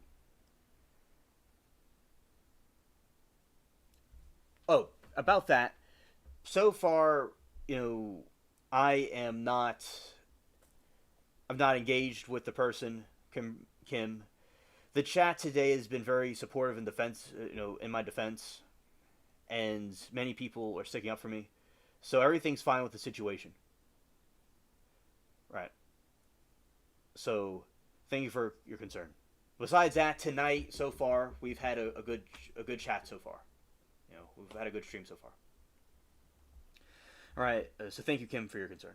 G said, "How is anyone going to pay attention for 6 months? Are we really going to miss all the other cases? No way. I'm going to give up." Corey Richardson's for that. Oh, the YSL trial lasted a long time, so I'm used to trials lasting a while, and I watch all the trials at once, so I'm gonna keep up with it if it's on. And but for those that don't want to keep up with the trial, it is gonna be 6 months if y'all aren't interested. It's a Timu glitch. Scared. Tree saw. I'm shooting for the tendon repair litigation. Other pre-tids and make your hair grow. I don't take that. Oh, okay.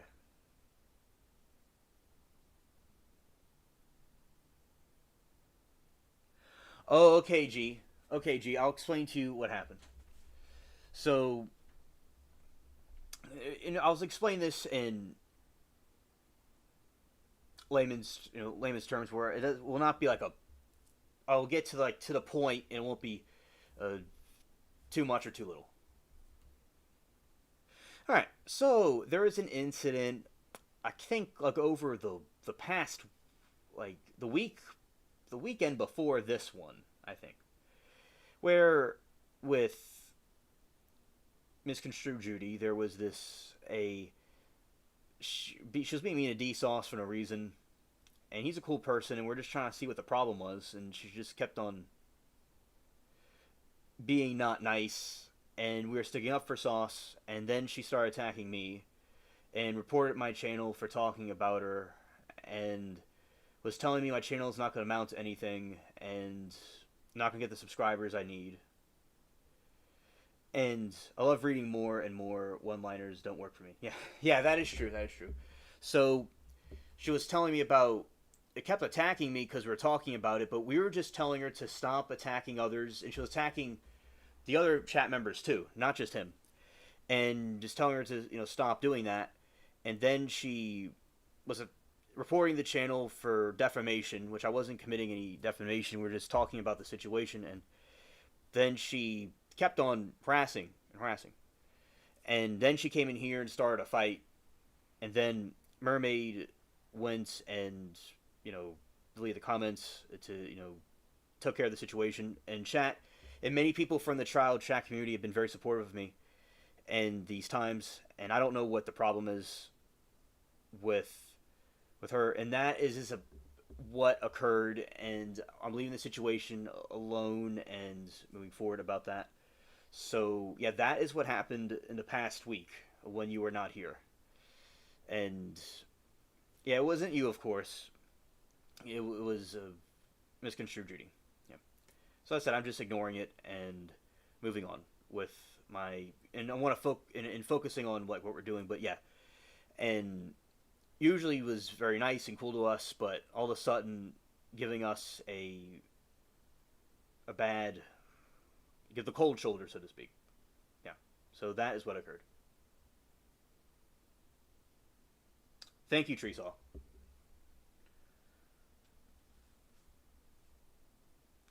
Your phone's glitching, not wasted. The phone got wasted because it was drinking cyber rum. Maybe it feels a little slow, but the phone will never be dumb. All it needs is a day out and a vacation in the sun. All the haters need to run away, go on the run.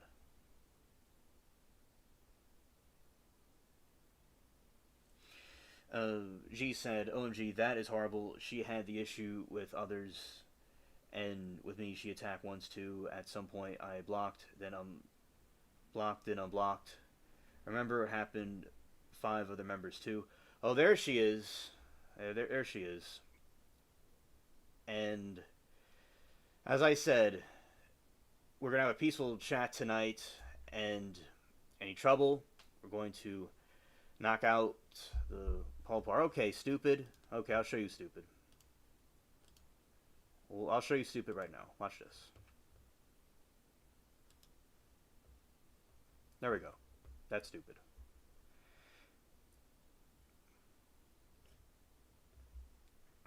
Alright, so G said, it's true I don't tell lies, but we all made up, though.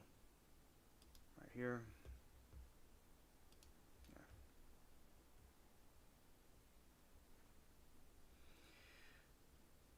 And good job, Alien. That's the way to handle it. I never have had a problem with her. I don't think that's like her. That's why I'm saying something else is going on. Right.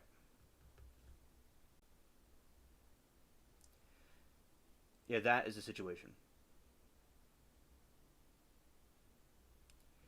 Calm, positive energy. We could do this, everyone. Yes. Yeah, Moke's originally from Kentucky. That's pretty cool. Some state courts are slow. Arizona has no excuse. No matter, I say Tennessee, someone would be offended. Oh. Yeah, G. So that's what happened. Okay.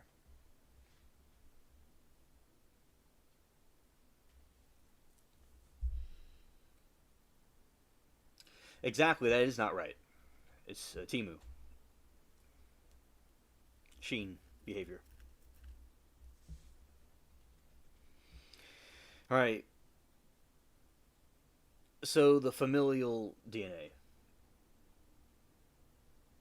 The case hinges on the use of familial DNA, complex and controversial technology, meaning that experts will need to explain its usage.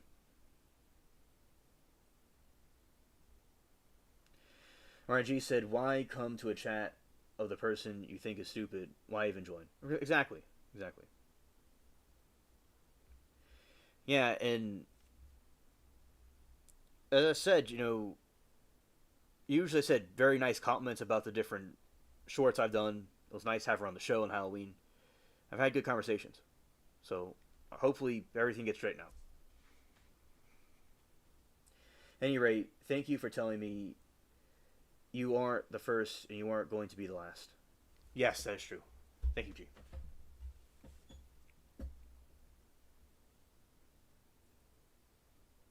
Yeah, facts true. A facts tree. That is good to know. Facts. The case hinges on the use of DNA complex.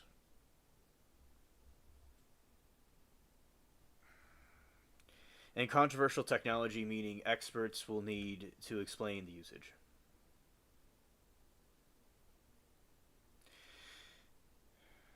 Defense allegations. The defense has also indicated many attempts on the finger and other man may be related to witness.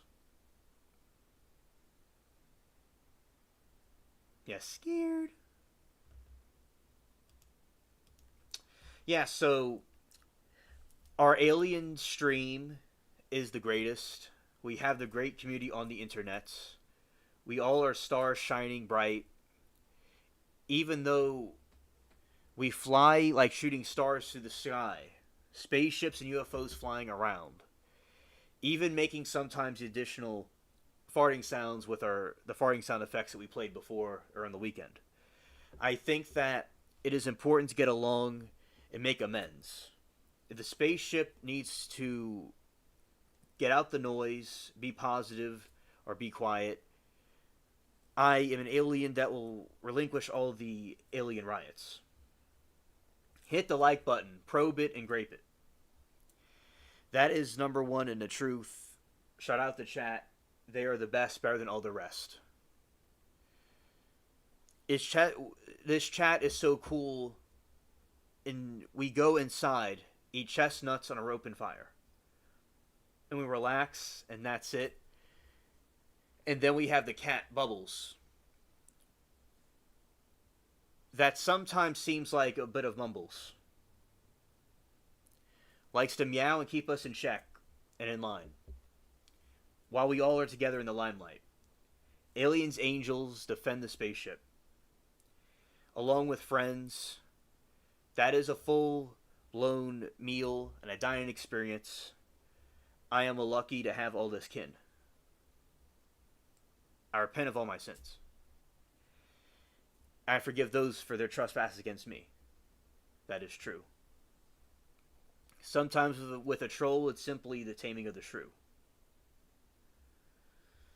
It's like playing a game Wii U. A diamond planet is my planet. I'm just sitting here on the moon, the crescent moon, eating some Danimals. Yogurt. Next time when I get some more alien coins, I'll get the Gogurt.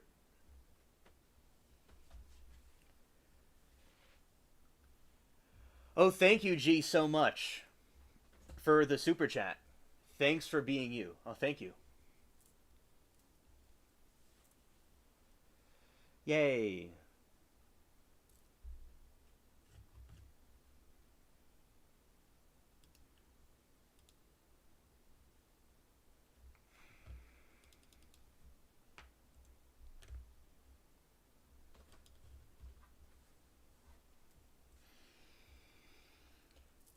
Yay.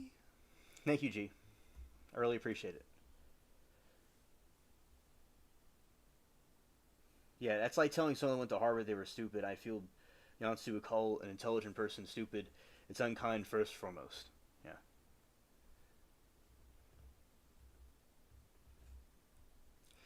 Facts, G. No one puts alien in the corner. Facts.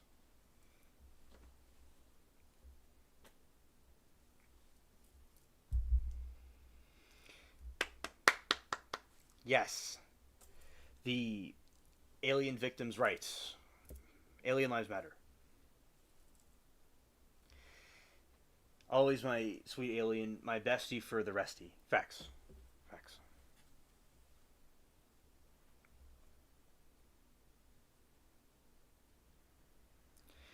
Forensic pathology. Okay, so these are some of the people that are going to be mentioned in the trial besides DNA experts. Besides DNA experts, several other key witnesses are expected to be called during the Mitchum murder trial. Okay, Joyce. Hello there. So, Misconstrue returned and started calling me stupid, and I had to block it out. That's what happened.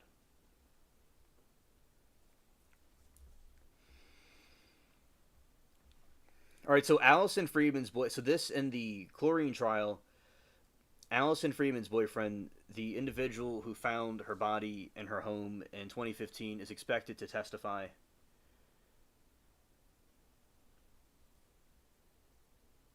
about the discovery and this and the scene, including a strong smell of chlorine bleach.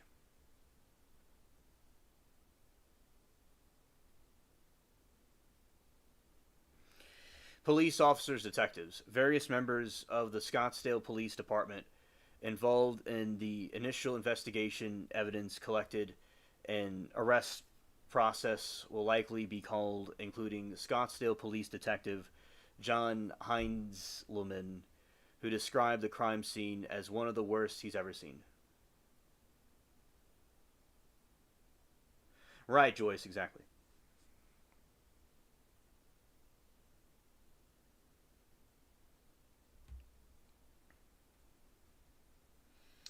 Kim said, I got another gift from my dog today. He brought me the old dirty water bottle in the woods. He loves bringing me gifts. I'm still on a big old fat diamond. Hilarious. Hilarious. And their voice text again. Scared. All right.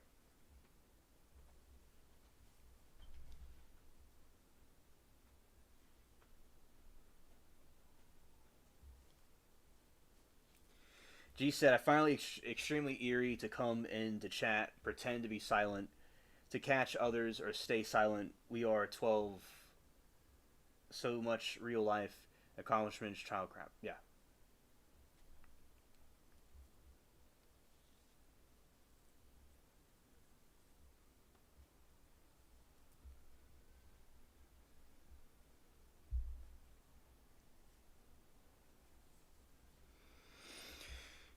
Medical professionals who conducted the autopsy will likely testify regarding the cause of deletion death, head trauma, and the nature of the injuries sustained.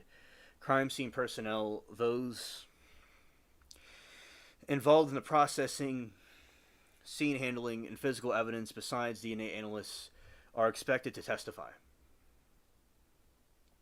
My dog used to bring me other dogs' dry poop, and he was such a charmer. Hilarious. Victim's family will not be directed witness the crime. Allison's father, Harley Fieldman, had been prominent advocate in the chase, and family members are often called to provide victims' impact statements or background information of the victim's life to effect her death. Defense witness. The defense had indicated they had evidence to suggest that someone else might have Delia killed and may have called a witness related to an altered suspect.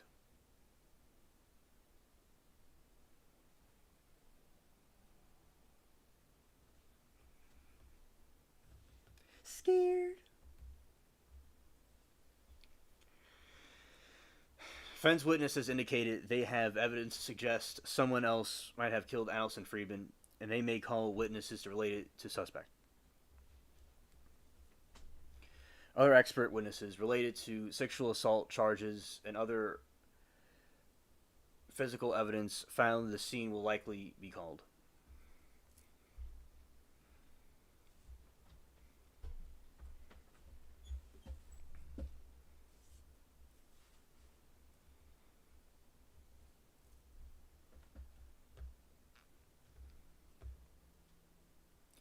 All right, and let's see what the defense alleged about the alternate suspect.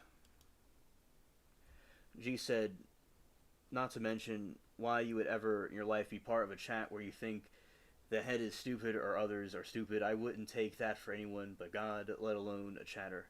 Once is more big enough tree, as my mama said. These 6 years married till my dad died. Right. Rest in peace to your father. And Joyce, condolences. Joyce said, I am about to say something to you two about her. Judy, or whatever you are now harassing this channel. I have also of behavior and done. We joked with her mom, let's find you a beau at 80 and dad died 2020, and she said, what? And she was, why anyone would do that? Twice beyond me. LMAO. Yeah.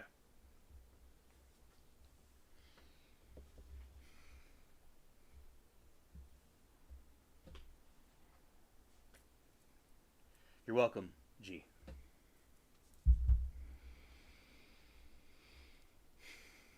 I'll say I appreciate all the support from all of you.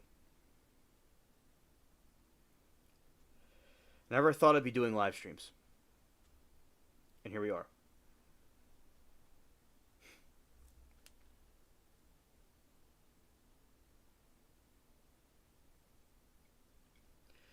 Kim says, Alien, do you know you can report her? She can get kicked off YouTube for a certain amount of time for doing what she's doing, which is a form of harassment. Yeah, that is true, Kim. Absolutely. Correct.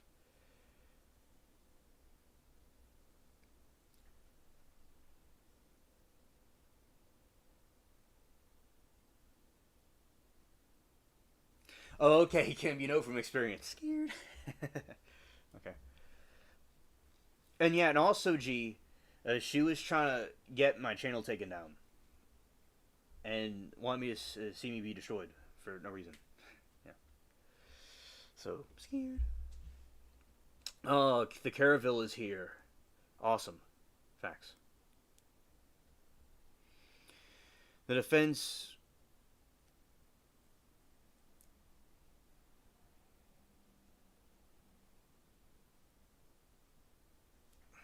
The defense, Mitchum has indicated for a finger individual specifically. Oh, okay, Moki. Yeah, he needs a snack, yeah. Defense Ian Mitchum has indicated that they may point the finger.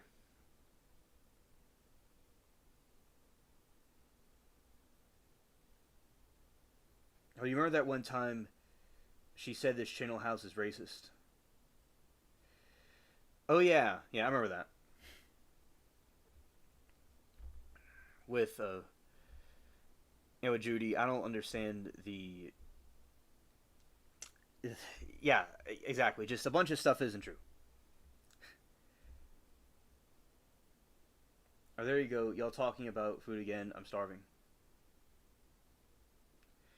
She said, what complete lies, complete utter nonsense.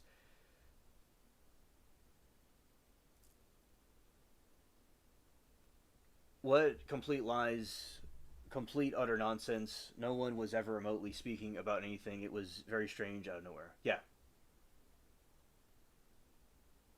It's an outburst out of nowhere. Is really ridiculous. Yeah.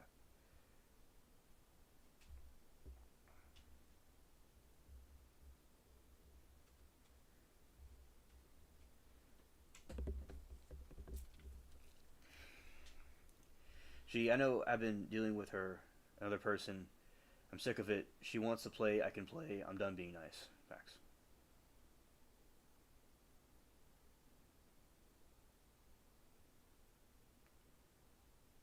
Hex banned you for that commentary.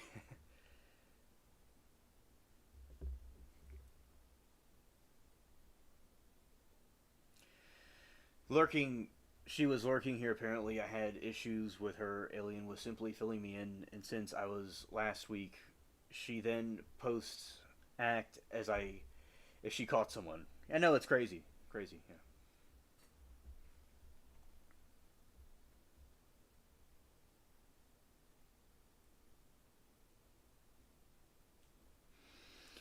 Defense in Mickham has indicated the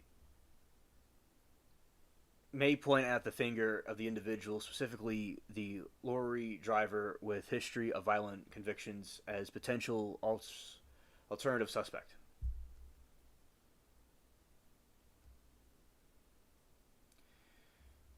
Details allegations include the defense questions reliability and DNA evidence linking Mitchum to the crime. They argued that the prosecution case could bluntly have been made against the lorry driver who is prior to convictions offenses including kidnap, rape, robbery, and attempted murder.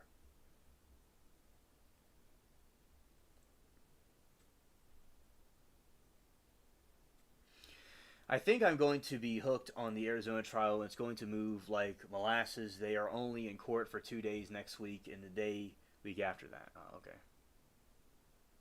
Esau is kind of, I don't know. I'm sick of the drama, and of course, I leave 3 comments making comments.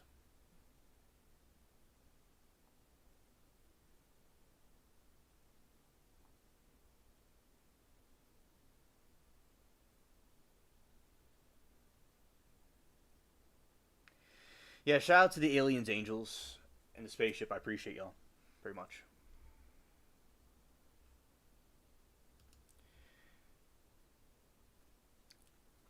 Gravity makes rocks possible. Nice.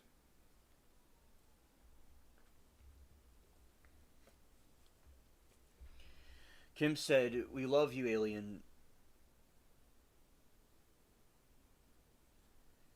You're a sweetheart. You're kind and caring, and others no reason for nonsense. I just don't understand. I really don't." Right. Right.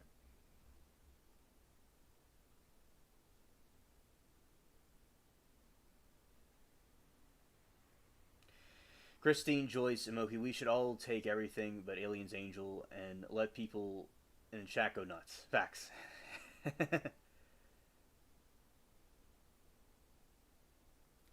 Yeah, the Vegas trial is the one with Baker's ex-wife that we talked about. Yeah, not much was happening with that today.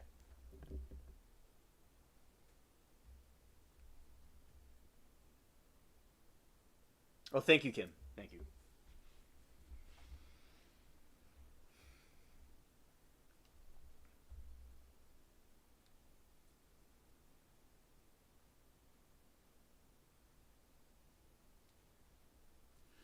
Vegas trial is crazy, messy, and family messy, circumstantial. Yeah, that is true. It's a jigsaw puzzle.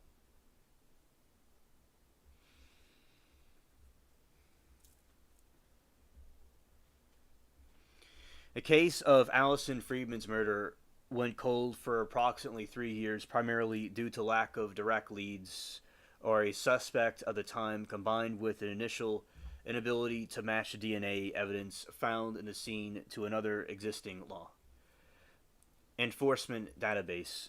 The key factors contributing the initial cold case status include, yeah, still going on. Yikes. Yeah, scared. Key factors contributing to the cold case include no direct suspect. There is no immediate suspect or clear connection between the victim and any specific individual at the time of the murder in February 2015.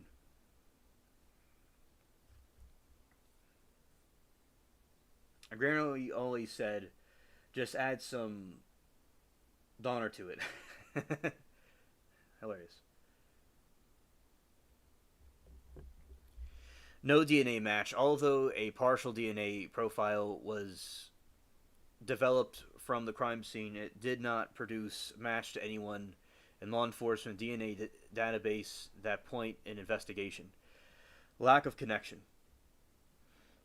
Investigation found no apparent connection between victim and eventual suspect Ian Mitchum, even after his arrest years later.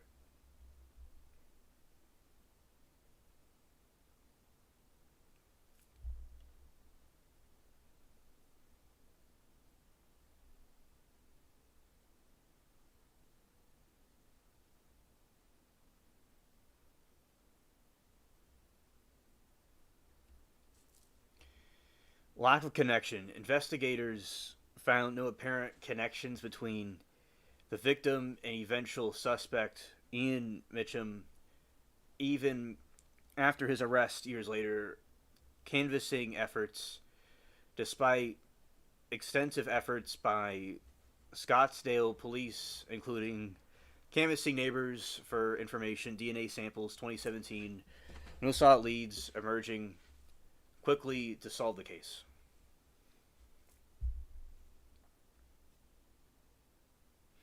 Yeah, we love sauce.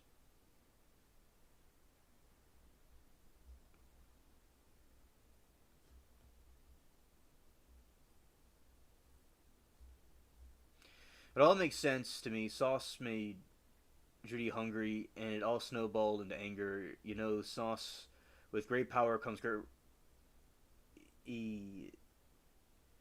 Centria. Facts.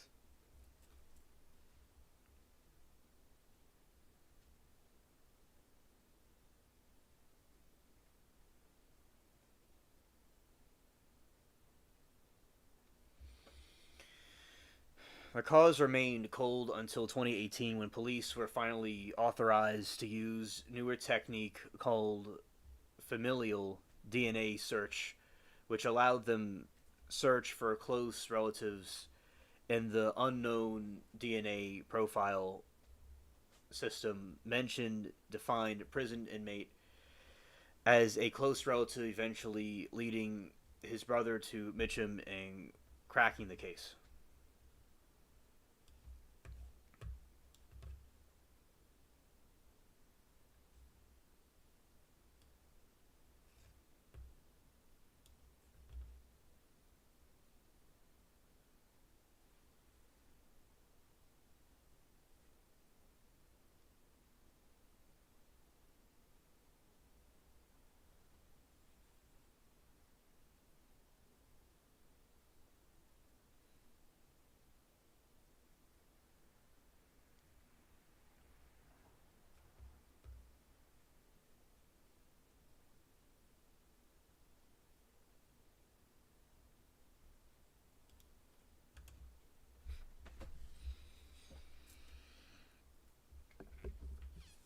Alrighty, here we go. So, yeah, that trial, the Dima trial.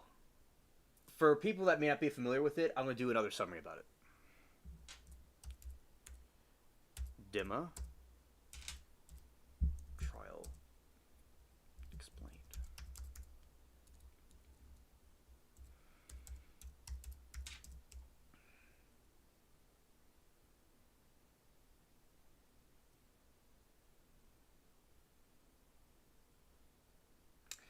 Well, the 55 other trials that are on.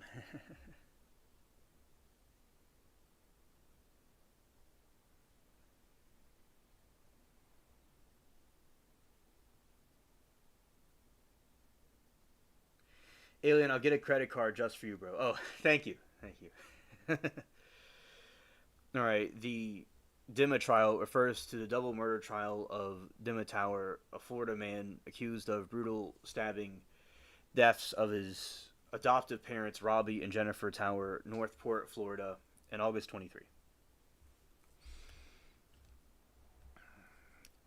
Case background: victims Robbie and Jennifer Tower, adoptive parents of the defendant. Incident: a neighbor called the 911 after the bloodied Jennifer Tower ran to her door pleading for help. When police arrived, they found bodies of the parents had head to head in the bloodied home. Dema Tower was later arrested after a high speed police pursuit. He was then put into a jail suit. He said he was full of rage and looked angrier than a ravaged lion. He was cuckoo, so cuckoo he ate all the Cocoa Puffs. Boy, he claims that he had a life that was very rough, but that doesn't give anyone an excuse to go out and do murder. He is going to be in the slammer, big rocks into little rocks. He is a rooster going cock-a-doodle-doo with his arms and everything. That is what he's saying to the high heavens. That is what Dima says. But in reality, he is acted with emotional impulse, and that's not right. He is going to be a home run that's going to be knocked out of sight and be found guilty most likely. All right. With his adoptive parents, took good care of him. He was from Ukraine, in a war-torn zone, most likely. He went to a orphanage that he thought of like a prison. He went to America, and his new family thought they made the right decision.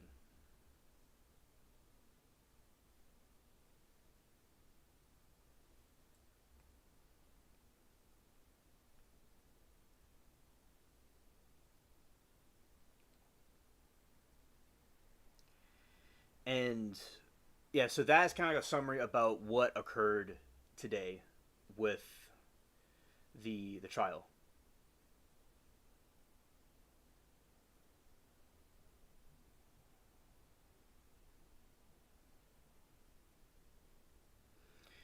All right, and so you know, that's a little bit of summary about it. Okay.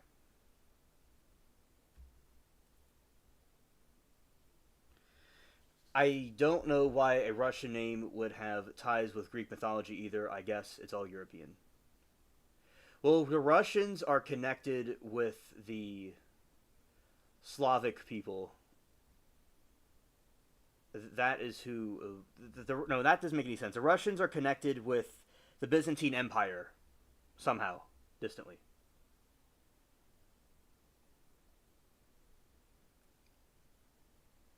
Hey, that kid murdered his parents. He going to testify or not? Or no, I was watching what I missed this morning, so I haven't gotten so far yet. I interrupted my trial watching when I saw you live, AS.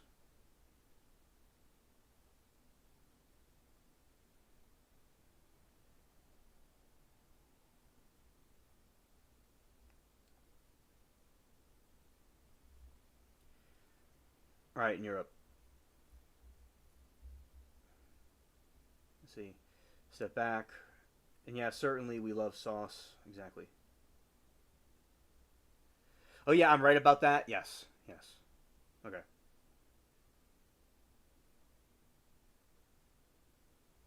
I'm glad you enjoy it, Kim.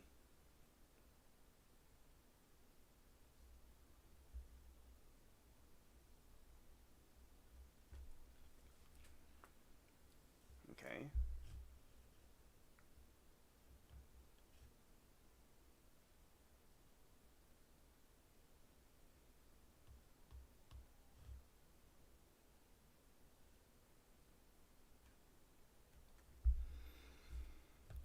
And going this way.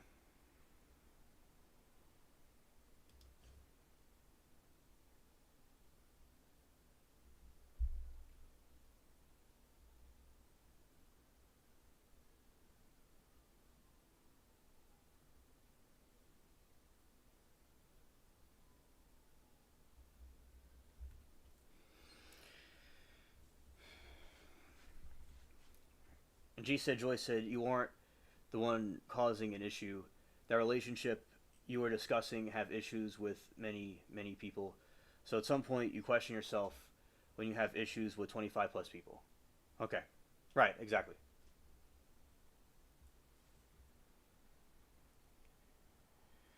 Now the defense argument for manslaughter, which is required of lack of premeditation or intent to kill with malice, aforethought instead of first degree.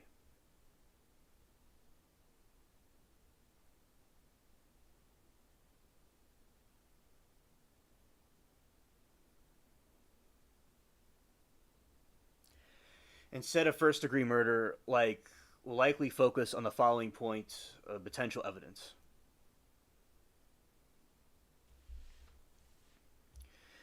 Difficult upbringing and mental health. The defense attorney has already highlighted the Dimitar difficult childhood in Ukraine orphanage and mentioned history of mental health issues. Evidence or the testimony regarding his past trauma, emotional state, or mental health records may introduce the suggest he was not rational state of mind in plain and killings.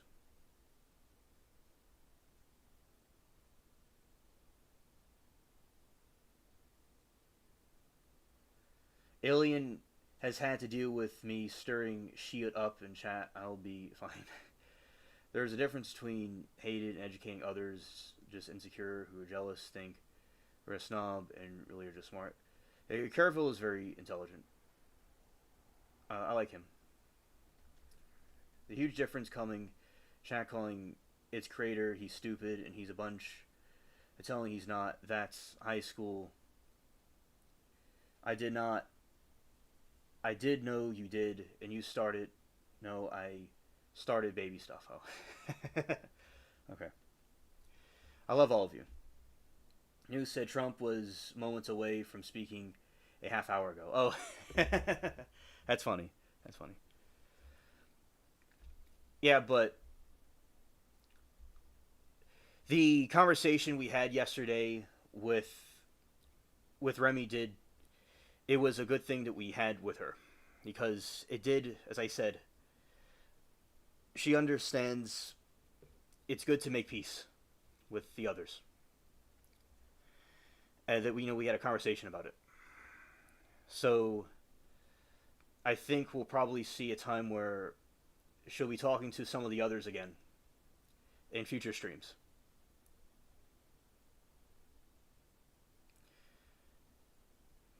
And I'm glad that Remy is understanding that, position now.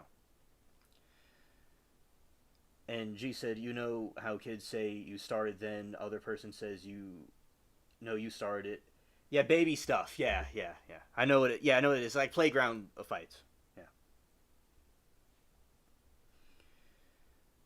Passion said, just this part of me that keeps asking what except adopting a kid from an orphanage in Ukraine and dropping them in Florida, but then I keep telling myself not to focus on that. Yeah, except adopting a kid from orphanage in Ukraine and dropping them in Florida. Yeah. Especially don't know the circumstances. Everything Triscuits are bomb. Nice.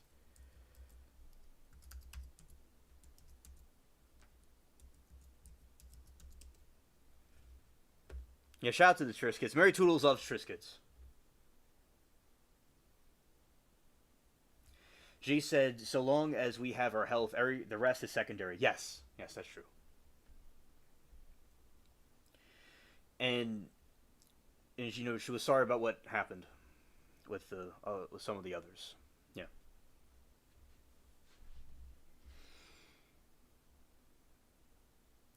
Oh, what's Rita saying? Scared?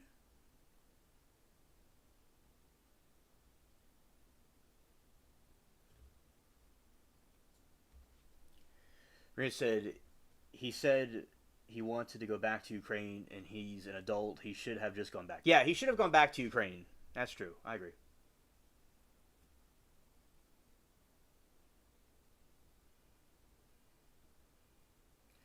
I'm going to have to follow Avi Loeb and a Harvard scholar and pick up a brain again. Oh, okay.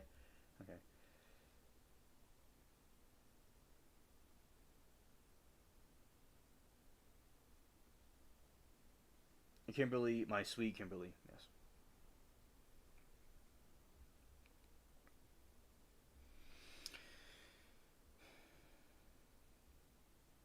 He said this country sucks. I was like, you didn't just say that in open court. Yeah, that's not a really good look to have in a court, especially if he's on trial. And why is like someone that hates America is brought here? That doesn't make any sense. I think that's TP. Yeah, look what he did in his life.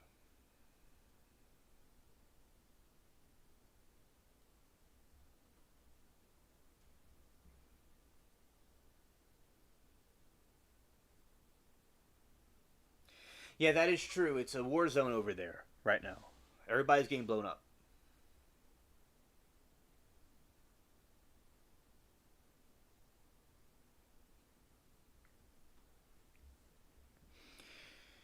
Heat of passion argument. The defense might argue that the killings occurred in the heat of passion, which is the legal defense for reducing murder or to manslaughter. Prosecution has already used the word rage to describe Tower's state term to defense could potentially co-opt the support the idea that deleting killing was a result of sudden intense emotion rather than calculated premeditated actions. I mean, yeah, every country sucks when you are disobedient in the parents' laws and rules. Right.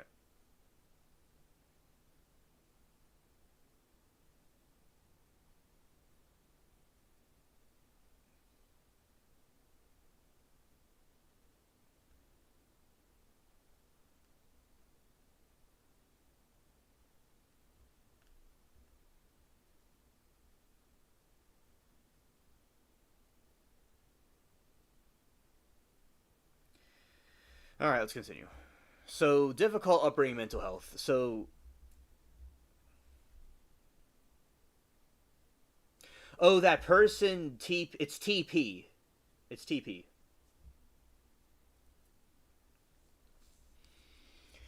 Difficult upbringing.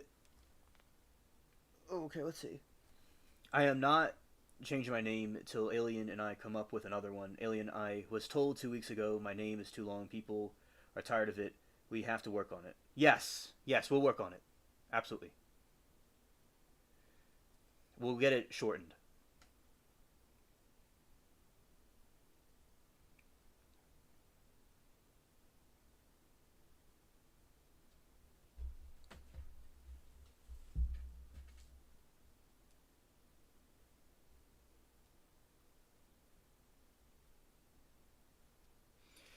All right.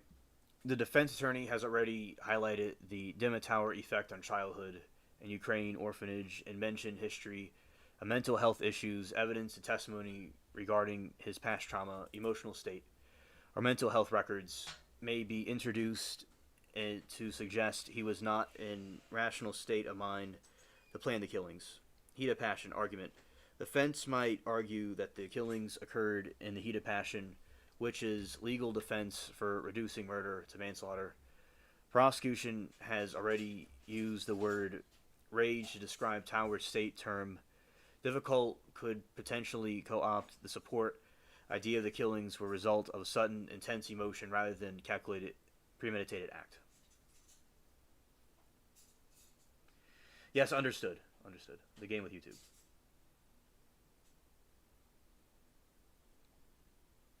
Yeah, TP for EV3 off. Okay. I don't know what the relations between Hazel and TP are.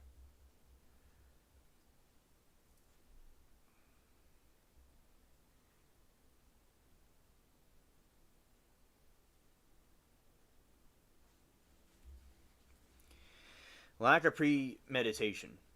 Manslaughter is distinguished from murder by lack of premeditated intent. The defense will attempt to convince the jury that while Tower committed the acts, there is insufficient evidence he planned them in advance.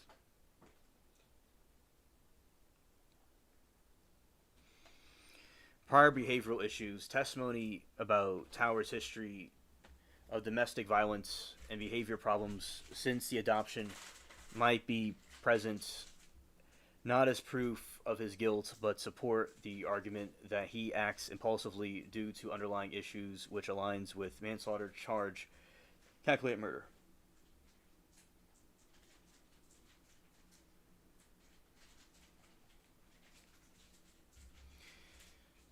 Yeah, she was another. She was Equinox.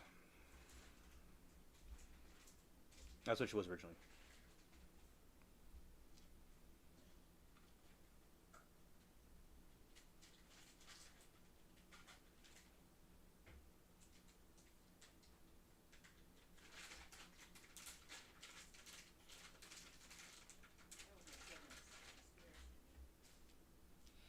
Spaceship means a lot of me. I can prove it now with money. Yeah. Yes.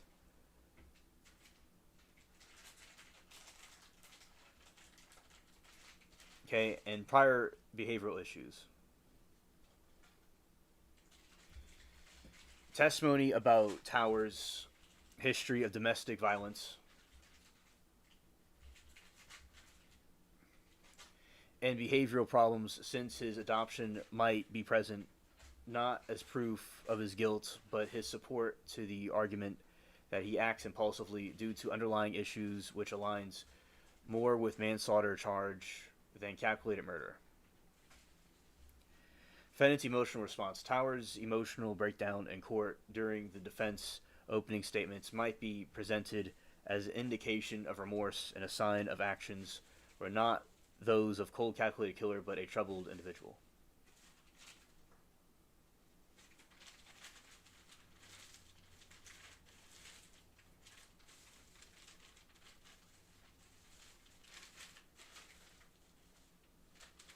That's cool, G. That's cool.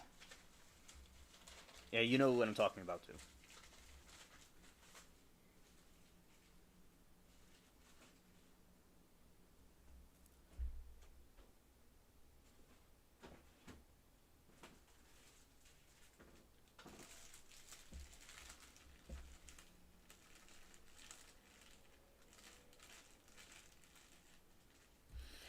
I have a hobbyist of code. That's what Shots Mary Toodles. I'm a code hobbyist. So basically, like say you have a web page and there's like an HTML page and it says like display screen name, right? Instead of the username, it's going to display the handle name. So you put handle there instead of username, you're going to get what we have here. It's simply a little code they have to put in the right place.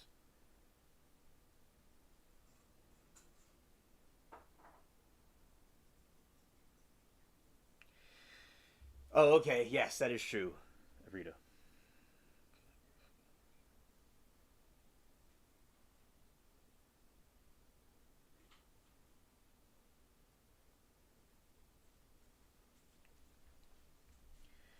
Discord did the same thing, but Mary Toodles G says hello. She says hi back. She was out. She just came back from outside. And the same thing, more unfair. Everyone must have unique name now, I suppose. Yeah, yeah. I think they'll change it back. They usually do. It's been a while, but they usually change it back.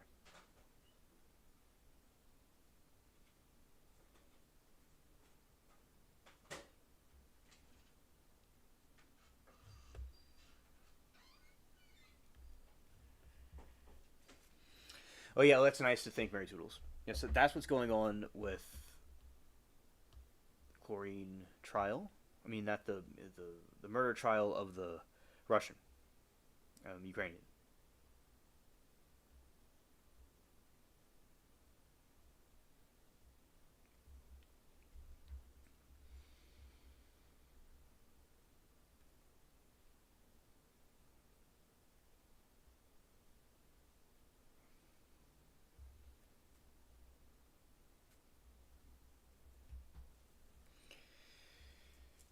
Yeah, I think it's gonna be probably guilty for the Ukrainian.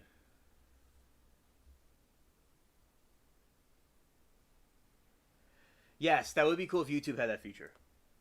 Yeah, AOL's very light. 3 Atlas will save the world from upcoming COVID 2017. Oh. Though I don't think we have IMs anymore. Yeah, they don't really have that anymore. It's more of static now. Oh, you had to make dinner. Okay.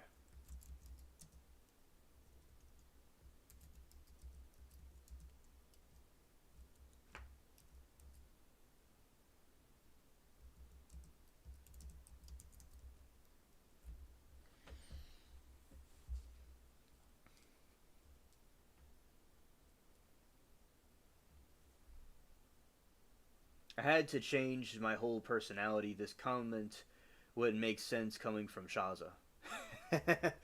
Yeah, yeah, I know. It's with yeah, Shaza and Passion are two different two in the same person, but right now the Passion side is up, and I guess in the future we'll see when they change the names back. We'll have Shaza back. Scared.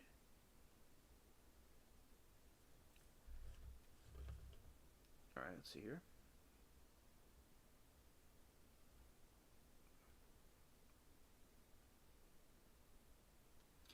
Yes, Passion is Shaza. That's true. I usually know who they are because of their their username, their user picture, their profile picture doesn't change. I only go by profile pictures mostly. That's why I knew who Passion was. Like I know that the nice blue sky. I think that's what it is. Yeah, I know who that is. I made spaghetti and Alfredo sauce and chicken.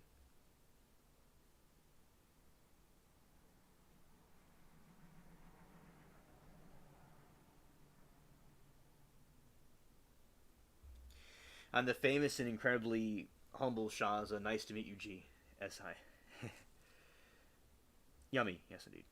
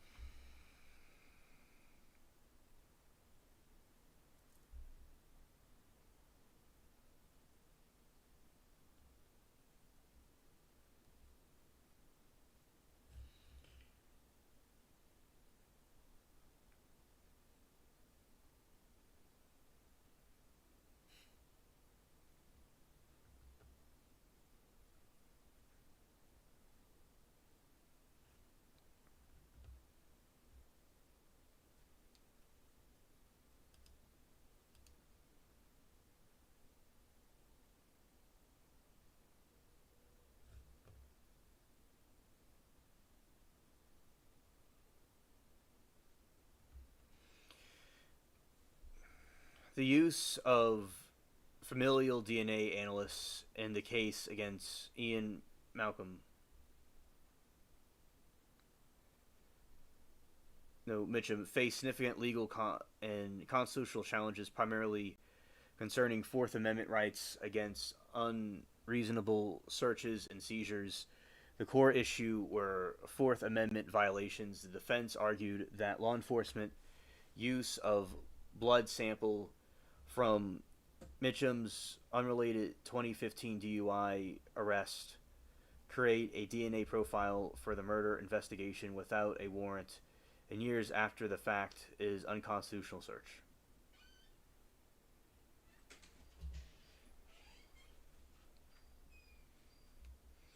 Scope of consent. Mitcham had consented to the blood test in 2015 for the purpose of testing the drug alcohol content in DUI case. The defense contended that the subsequent comprehensive DNA analysts for a different investigation exceeded the scope of consent destruction agreement. The defense highlighted a notice Mitcham signed which state the blood sample would destroy after 90 days if no testing required. Made simple sample was not destroyed and remained in police custody for years. A reckless violation has rights according to the initial trial court judge.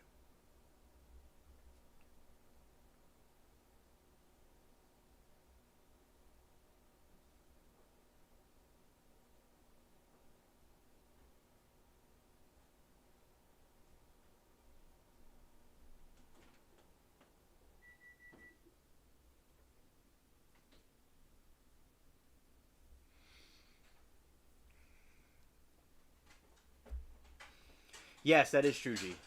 That's true. Privacy concerns. The organization like ACLU fired briefs arguing that the warrantless extradition and analysis of sensitive genetic information set troubling precedent that could eradicate the right to privacy for our blood and DNA.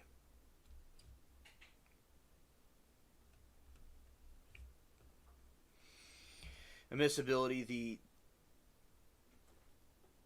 admissibility and the inevitable discovery doctrine. The initial trial court judge suppressed the DNA evidence. However, this ruling was reversed on appeal and upheld by Arizona Supreme Court under the legal doctrine of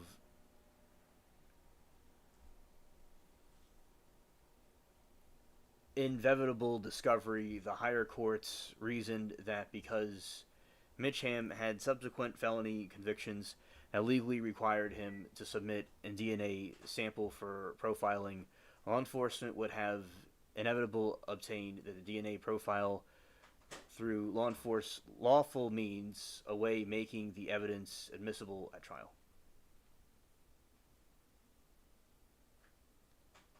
Right, exactly. Exactly.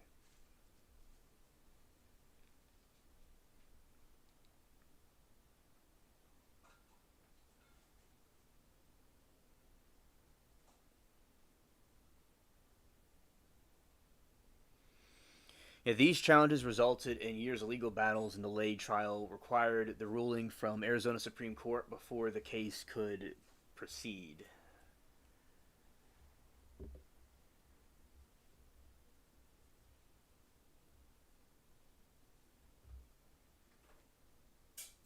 Let's see criticisms of familial DNA searching.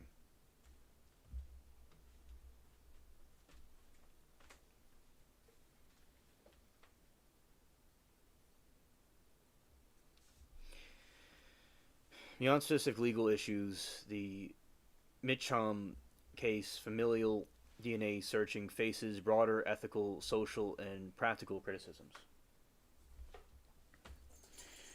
Privacy and consent issues. Privacy of innocent relatives. The primary criticism is that it extends the net of genetic surveillance to individuals who have not consented to a search and only suspect of any crime themselves. Person's decision to use the commercial genetic testing service can inadvertently implicate their entire family in a police investigation, which can have profound emotional and social impacts, such as revealing unknown adoptions or non parenting. Wow.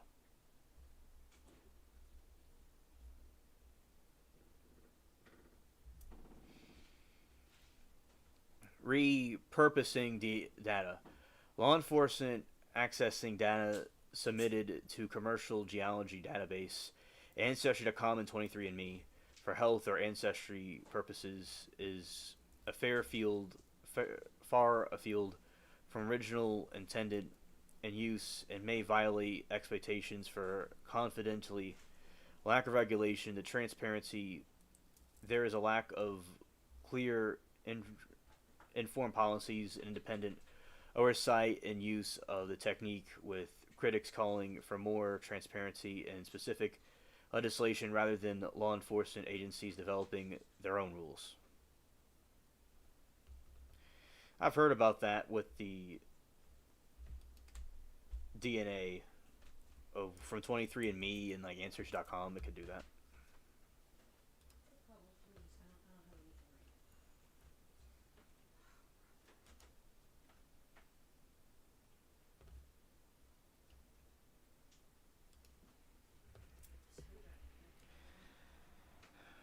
A court ruled no biology, not destroying the second tube. They said because they still had other tube and a second tube and was supposed to be destroyed but wasn't an issue. Okay. Assumption criminality. I think I read that maybe. Maybe no, I didn't. No, of course not. I read the part above it, not this part. All right. Racial bias and social equality. Disproportionate scrutiny because minority groups, particularly African Americans and people of low socioeconomic status, are already overrepresented existing forensic DNA database due to historical biases in arrests and convictions. Familial search disproportionately focus on law enforcement attention on these communities, potentially exacerbating existing racial disparities in the criminal justice system. Assumptions of criminality. The technique operates on assumptions that criminally runs in families and that family members live in same geographic areas, which critics argue problematic and could lead to social stigmatization and stereotyping. Tim said, can someone tell me why this parent murder trial that they're going for manslaughter for him That was premeditated murder. The reason why the defense is saying that because they're arguing that he went to he was from he had mental health issues allegedly. He was abused in an orphanage, and he was from a country that was having problems. That if he didn't have that in his life, he wouldn't have done that. That's what they're trying to argue. It's not like say uh, the little Jimmy murdered his family, an all-American boy. It's so that's what the I think he's still first degree murder, and personally, but yeah, that's what the prosecution, I mean, the defense is trying to argue. We'll need to sanitation confirm that idea. I don't know what the jury would expect to do with it. And burden of person on innocent persons, the false positives near misses, and a search can create burdens of innocent individuals who become subjects of investigation and require additional police work and potential DNA sampling to be ruled out. Resources demands. Familial searching is time consuming and expensive as it requires lab resources to conduct further testing on potential relatives and police time to follow up on numerous leads, which can impact handling of the case. Misinterpretation of evidence. Critics worry that judges and juries may place too much weight on DNA evidence, viewing it as infallible proof of guilt when it was just a piece of circumstantial evidence that does not necessarily prove when or how, under the circumstances, the DNA was left at the scene. You are welcome.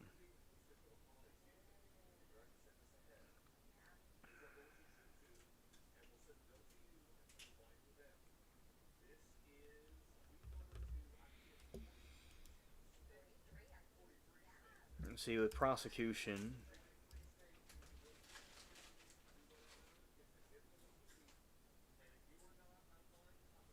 Okay, Rita, that's cool.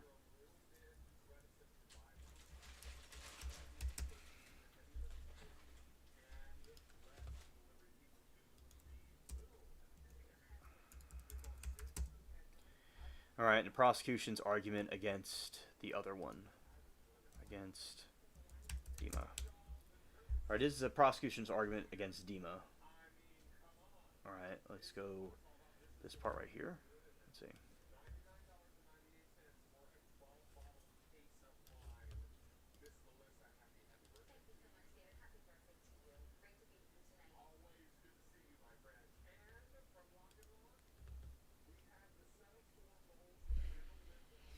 Prosecution's main argument with Dima Tower murder trial is that he is guilty of first degree murder for the stabbing deaths of his adoptive parents, and that he acted out of rage and with premeditation.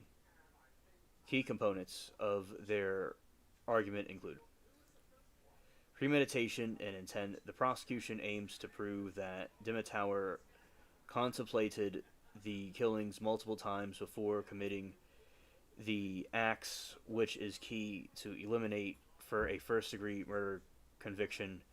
They argue that the attack on his mother involved 38 stab wounds to the neck, suggesting a prolonged and intentional assault.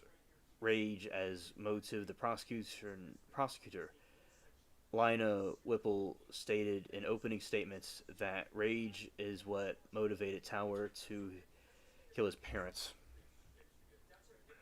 The attack, they will present evidence that Tower attacked his parents as they slept using a steak knife, physical and eyewitness evidence that the state is presenting, evidence found at the scene, including the bodies found head to head and covered in blood, testimony from neighbor who made the initial 911 call after seeing Jennifer Tower, and hearing banging and screaming for help.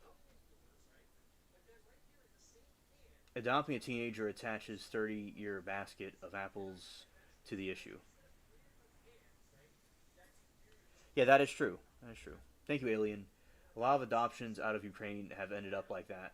That's not the first one I've seen, that's for sure. Yeah.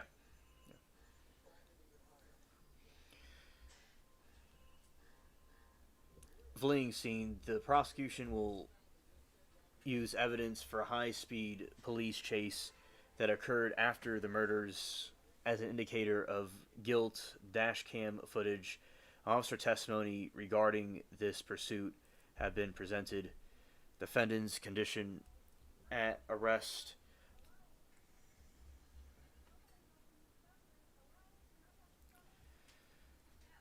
including one who observed with blood on his hands. And the back of his head and shoulders covered in blood is being used, placed directly at the scene as the perpetrator.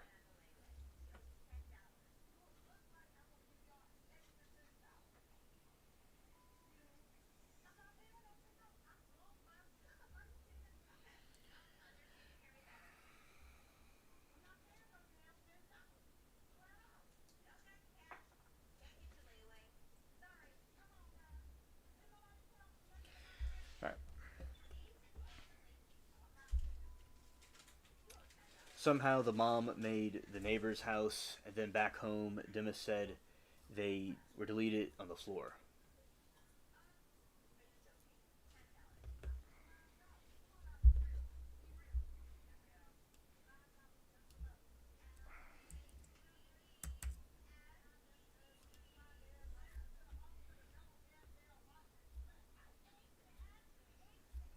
You have to pull the hubby out of his recliner. Too many Long Islands.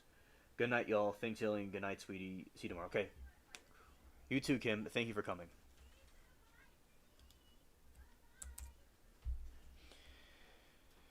Now, I've heard that today I saw 49ers. She said she'll drop by at some point. So that's something cool to know. It was nice seeing her today.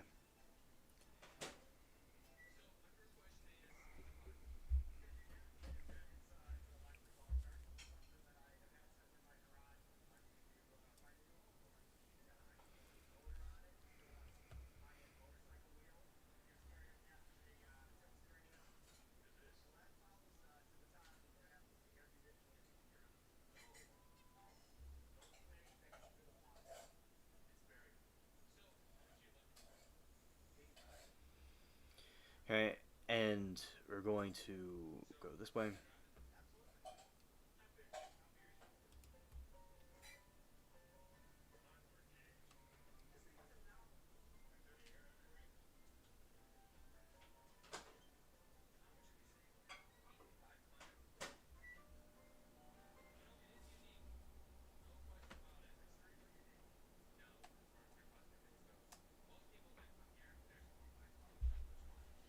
Yeah, the voice messages are very eerie. Definitely. Yeah, absolutely.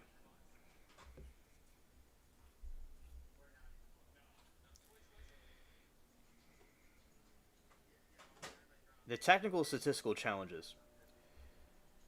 Partial or degraded samples. Kim.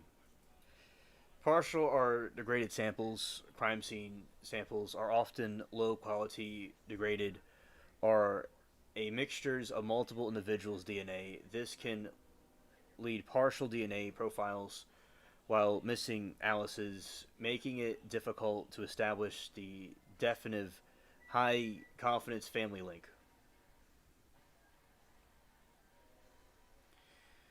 And multiple family members contribute to DNA same item, but the profiles contain fewer unique data peaks because some alleys are from challenging for labs interpret and potentially results in inclusive identification results.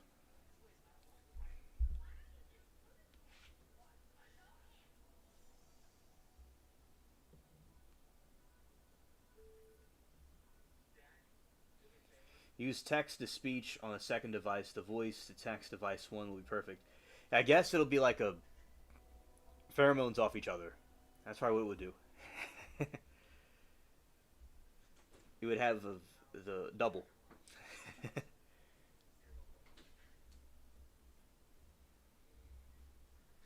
Statistical complexities determining the statistical likelihood of partial match is true relative versus an adverseness hit. Random match just happens to share several common markers and can be complex and requires special software expertise to do. Let's say something here. All right.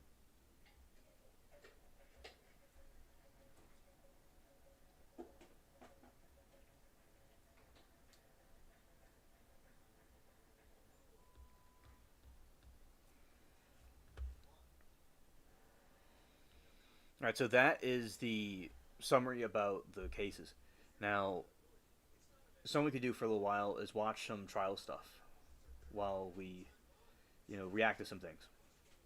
All right, let's go here.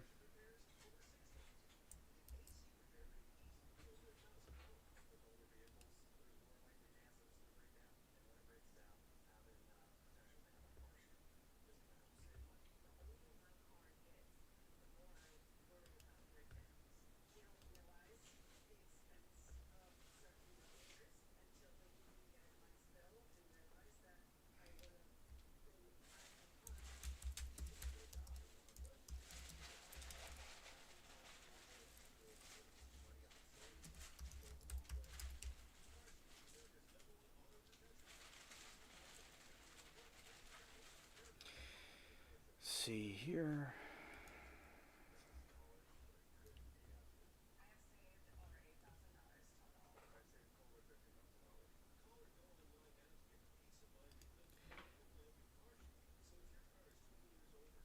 Opening this. Yeah, yesterday we were watching some of the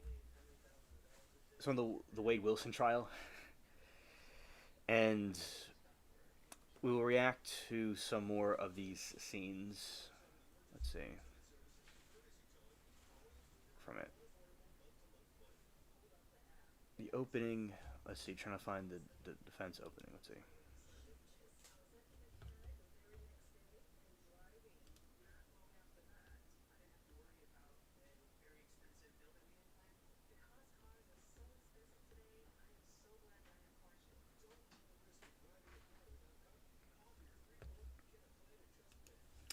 That's right here.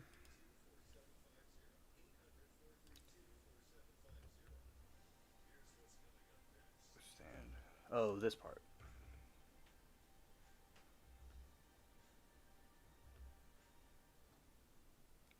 Yeah, I don't really see the other parts right here. We'll go to this one. I'll look for the other one.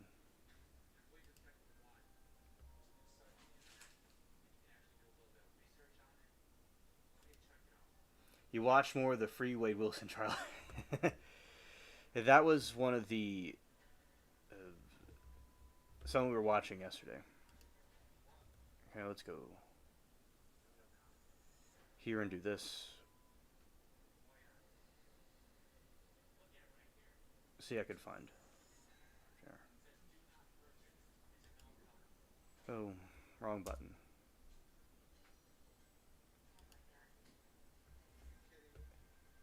Now, while I go find this clip, I'm going to play this while we look for the other thing.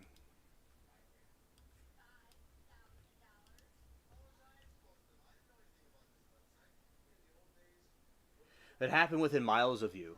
Okay.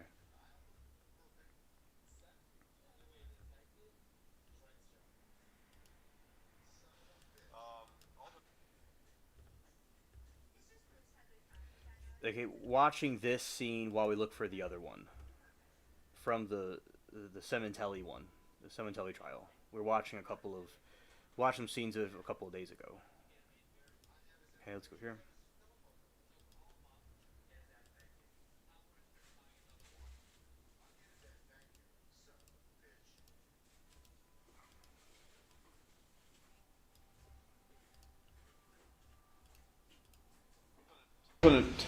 Number 2 and juror number 12 have been excused for valid reasons that really don't concern us right now. I'm going to ask that an alternate be selected by lot to take the place of juror number 12.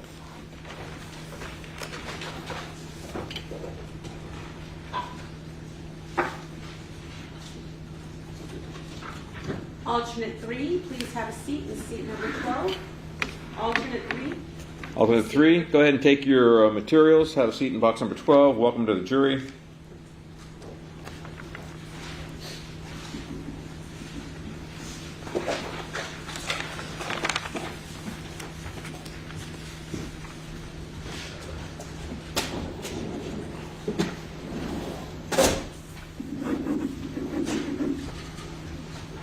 And people may continue with their opening statement. Good morning. Welcome back.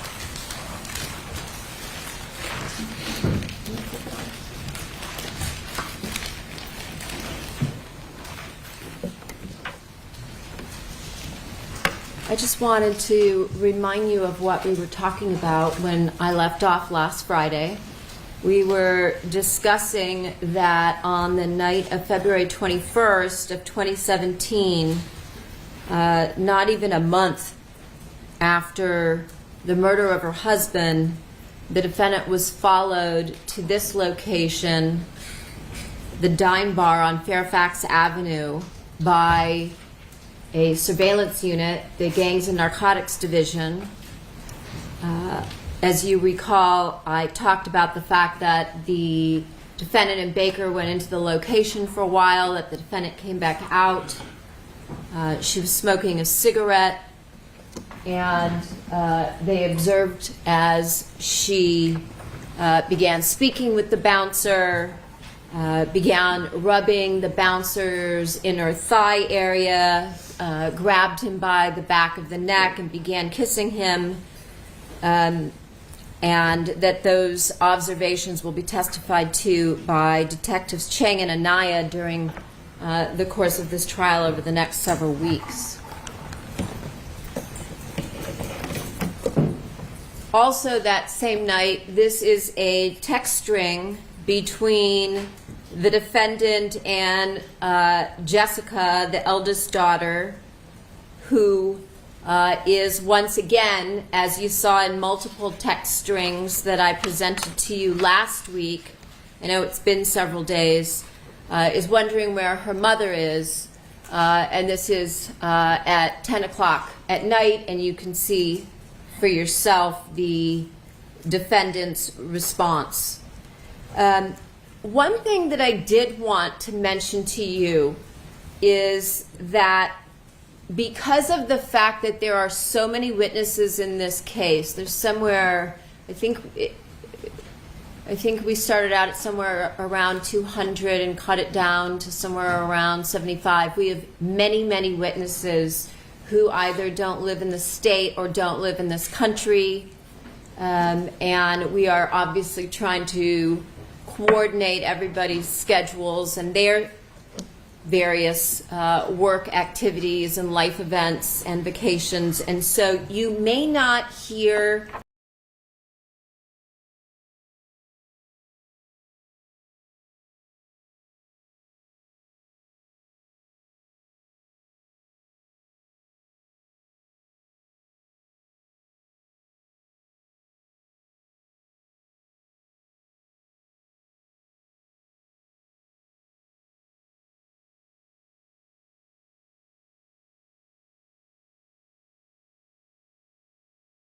the evidence come in a sequential fashion that makes sense. In other words, we may have to take witnesses out of order, out of chronological order, which is another reason why I'm being so thorough in my opening statement, so that you'll see where we're going, like a roadmap.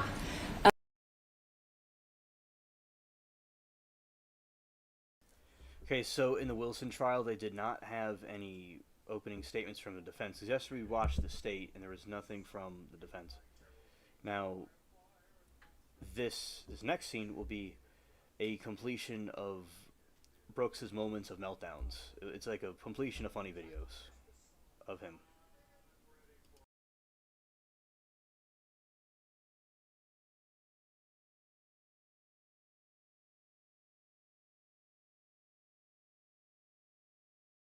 Once again,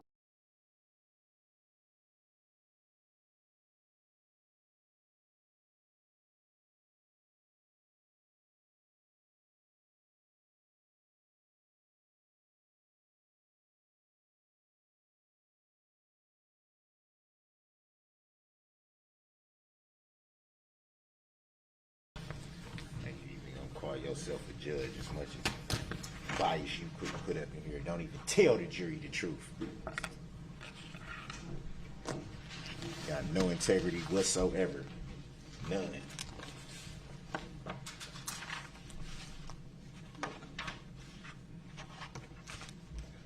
None.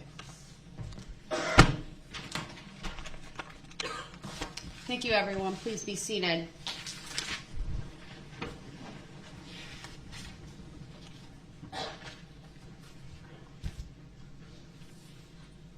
I would like an update on whether Mr. Brooks filled out a subpoena for Dawn Woods and provided that to the state. Has that been done? No, we haven't received anything, Your Honor, and obviously she can appear here voluntarily if Mr. Brooks wants to arrange that. I don't believe a subpoena is necessary. We had subpoenaed her, and she was under state subpoena. So I know that at least some point she had notice, but our position would be, Your Honor, that we will not be responsible in any fashion for producing Miss Woods. Mr. Brooks talks to her on a daily basis. If he wants her here, he can produce her on Monday. Yeah, they ain't got to worry about that. So I just wanted to know, because I know a subpoena form was filled out. If I want her to be here, she gonna be here. I agree with So the just state that know that. She could certainly appear. It ain't even got to be no arrangement. All I got to say is come. She gonna come. That simple. Mr. Brooks, do you intend to call her as a witness? Because I'm directing Yeah, you to have her here at 9 We said all a.m. that at the beginning, man. Like, I don't even want to be in here that much longer. Just do what you got to do so I can get up out of here. I'm tired of being in the courtroom that has no integrity whatsoever. How can you even call yourself a Mr. judge? Brooks, I need to make a record of some I need to things. make a record too. You don't When need am to- I going to get the chance to do that? All right. I need to make a record. He's being removed to the other courtroom. He is yelling at me. He's not going to let me make a statement or make the record that I need to make. I'm finna He leave hasn't anyway, sat so what down do it for matter? You the can better hold me part in of 2 contempt hours. all you want. You can hold me in contempt all you want. I'm not All holding gotta you in do is tell me contempt. if it's criminal or civil, so I can hit All you right. with you. I need to with clear what you the know is courtroom because coming. I do need I'm to gonna make- give you what you know is coming. I need him to go to the If other it's civil- courtroom because I do need to put some things it's on the civil, record. The record should Where's the reflect contract between you and I? that Mr. Brooks If it's is criminal, yelling at me. what is the crime? He is. Who makes the claim? And what is He is. I will make the record when we get back. I will step off, but Mr. Brooks, you're being It ain't taken no to Mr. the It next ain't no Mr. courtroom. Brooks. Don't try to address me Thank like you. that, like we cool. You don't have no integrity. How can you even call yourself a judge? Making tacit agreements, being biased, judicial misconduct, trying to steal somebody's system.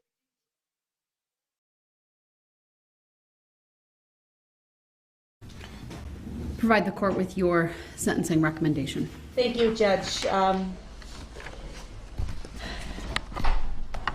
Obviously, good citizens that would help him. He calls and lies to his mom, right? Get me an Uber. I can't get into it. He lies to the officers repeatedly. We saw the time of his arrest. We heard the testimony from Daniel Ryder, a good man with good intentions and a good heart, who took this murderer into his home and held him there long enough for the police to come and take him away without any knowledge whatsoever of what had gone on. He takes advantage of everyone. He's extremely manipulative. He absolutely thinks he's in control of everything, when in fact, as he sits here in custody, he's in control of nothing except for his own behavior. Mr. Brooks, be quiet. Except I'm for not his gonna sit here and be disrespected. Mr. Brooks, be quiet. I'm not gonna You'll sit have here your and be opportunity. disrespected. These are sentencing arguments and they can make them. So I could do the same thing? Mr. Brooks, there's nothing disrespectful. They are doing it in Yes, a it is. respectful Okay, way. call me out of my name again. Go ahead, Attorney Opera. Judge, these are the facts. You heard from so many of these parents and so many of the people that were there of that fight or flight, right, that kicked in. He ran. He fled. He tried to protect his own self. That's it. That's all he did. Everybody else sprang into action. Whether that action was to immediately account for their family and get them out of there to safety, whether it was good Samaritans. And Judge, I really thought long and hard. I had a video clip that I was perhaps going to show to you. You've seen a lot of this during the trial, but I mean, it comes from the clip when I showed during my closing argument near the end of the parade route where the Catholic community had been struck and all the shoes laying in the road and things like that. That person that took that video walked down Main Street for quite some time and captured quite a few images, and it's really quite powerful, but I also thought it's really quite painful.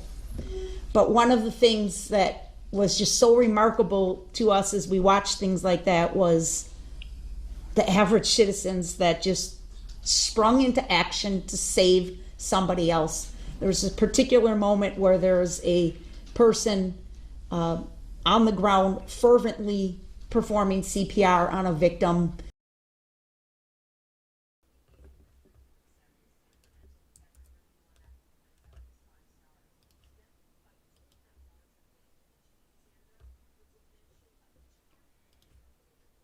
Good night, Moki. Thank you for coming. All right, and Mary Toodles says good night to you, Moki. Oh, okay, thank you, Passion.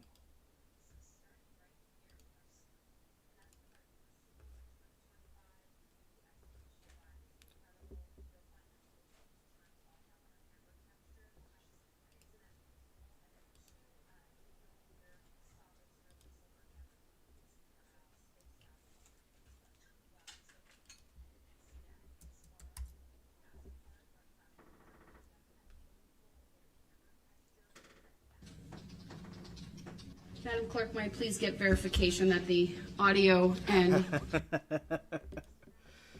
This link's from Shaza. This is a riot right here. Look at this chat.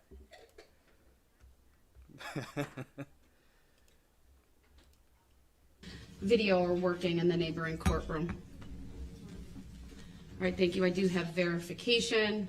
There are headphones on the table in front of Mr. Brooks should he choose to wear them. I see he's reading from a book at the moment. I do need to make a record that this morning, although Mr. Brooks was not raising his voice, there were repeated interruptions.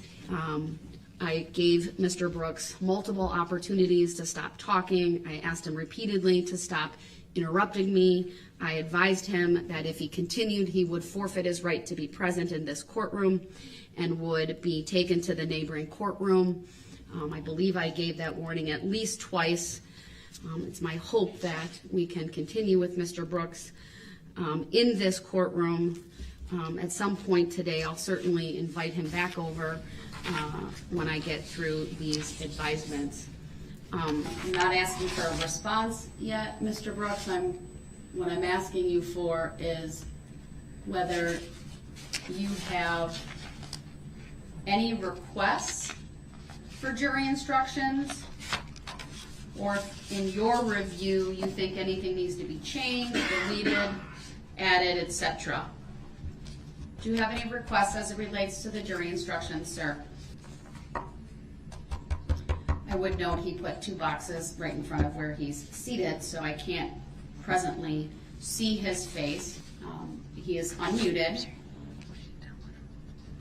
I've confirmed previously regarding the audio working, and I will just ask him a second time, sir, do you have any requests as relates to the draft packet of jury instructions, whether that be any additions, corrections, edits, or deletions?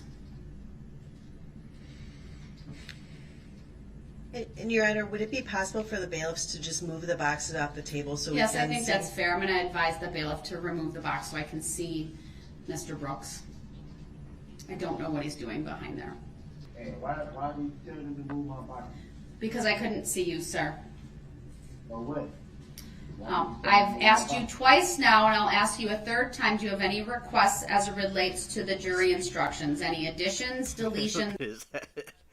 Look at his hair. He has a little puzzle piece on his head. Scared.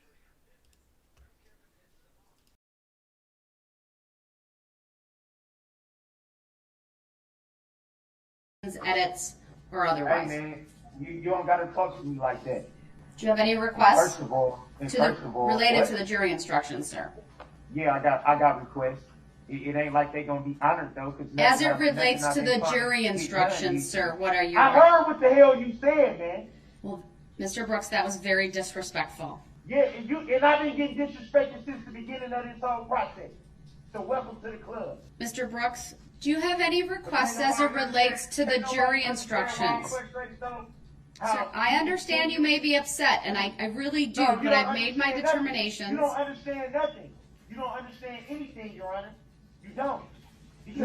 I'm going to mute him again because he's not answering the questions that I'm very clearly asking him, and I've given him 5 opportunities.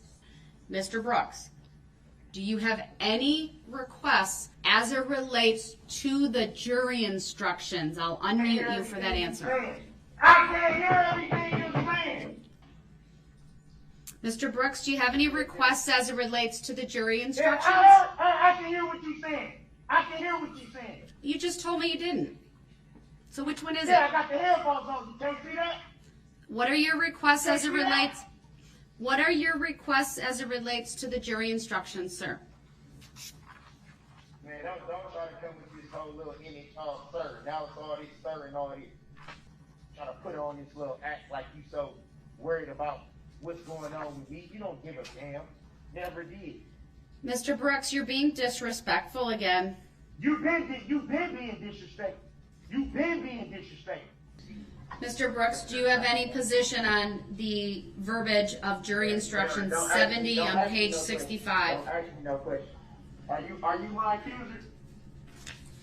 Are you my accuser, Your Honor? All right, he's choosing not to answer, so I'll mute him again. It's unfortunate that he's deciding not to participate in this. I agree with the state. I don't need to highlight that second paragraph. I will take that out, but I will include in the paragraph that reads, at times, comma, Mr. Brooks has appeared from another courtroom, period. This must not influence your verdict in any manner. Mr. Brooks, do you have any position on that? Which is, so jury instruction 70 has to do with the defendant proceeding pro se. I need the bailiffs to move the boxes away from his face. I need to be able to see him. He can keep them on the table, but they need to be moved off to the side. And if he does it one more time, then I will instruct the bailiffs to take the boxes away. Those are trial prep materials. If there's something in those materials related to jury instructions, he should take. That's his box fort. Scared. Take those out now. Mr. Brooks, one final time, do you have any requests as it relates to the jury instructions? Otherwise, I'm going to approve them. I'm going to take a break, and then we'll come back in the afternoon to go over verdict forms. I didn't answer yes or no. So how do you consent to anything without me answering the question? Are you going to answer the question, sir? You can't force me to do it. You can't just say I'm going to do this. Because Sir, but you also can't stall the proceedings by failing to answer. I didn't try to start the proceedings. You the one that held me in contempt. I never held you in contempt. All right, I'm going to mute him once again because he refuses to answer a very simple question about whether he has any requests as it relates to the jury instructions. I will work on making all the changes with Madam Clerk, finalizing the order. So we'll come back at 1 o'clock to finalize the verdicts.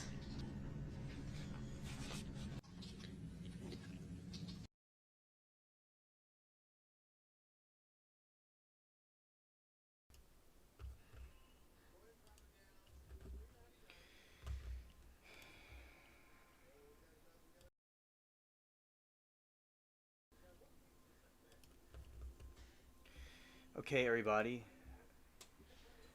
That will be all for tonight. Oh, we'll be ending it. Passion said the objection card, the little details, I just love it. Yes, That was a hilarious cartoon. Thank you, Shaza Passion. It was a really good laugh. Thanks. Alright, so at this point, we'll be ending the stream. We had a very great stream chat, and I'm confident, God willing, we will have peace between the different groups, and we'll be united in the future. So now I'm going to be heading out. G says, okay guys, I will say night. Surely want this again tomorrow. I love my Brooks trial. Please can we see more of these outlandish things? Yes, G. Yes. We'll watch more of it tomorrow. And thank you, Passion, Rita, G, and everyone that was here earlier and lurking for hanging out with us. Hope everybody has a good evening on this fine hump day. And you too, Rita. Oh, you're welcome, G. My pleasure. And Shaza and everyone, peace.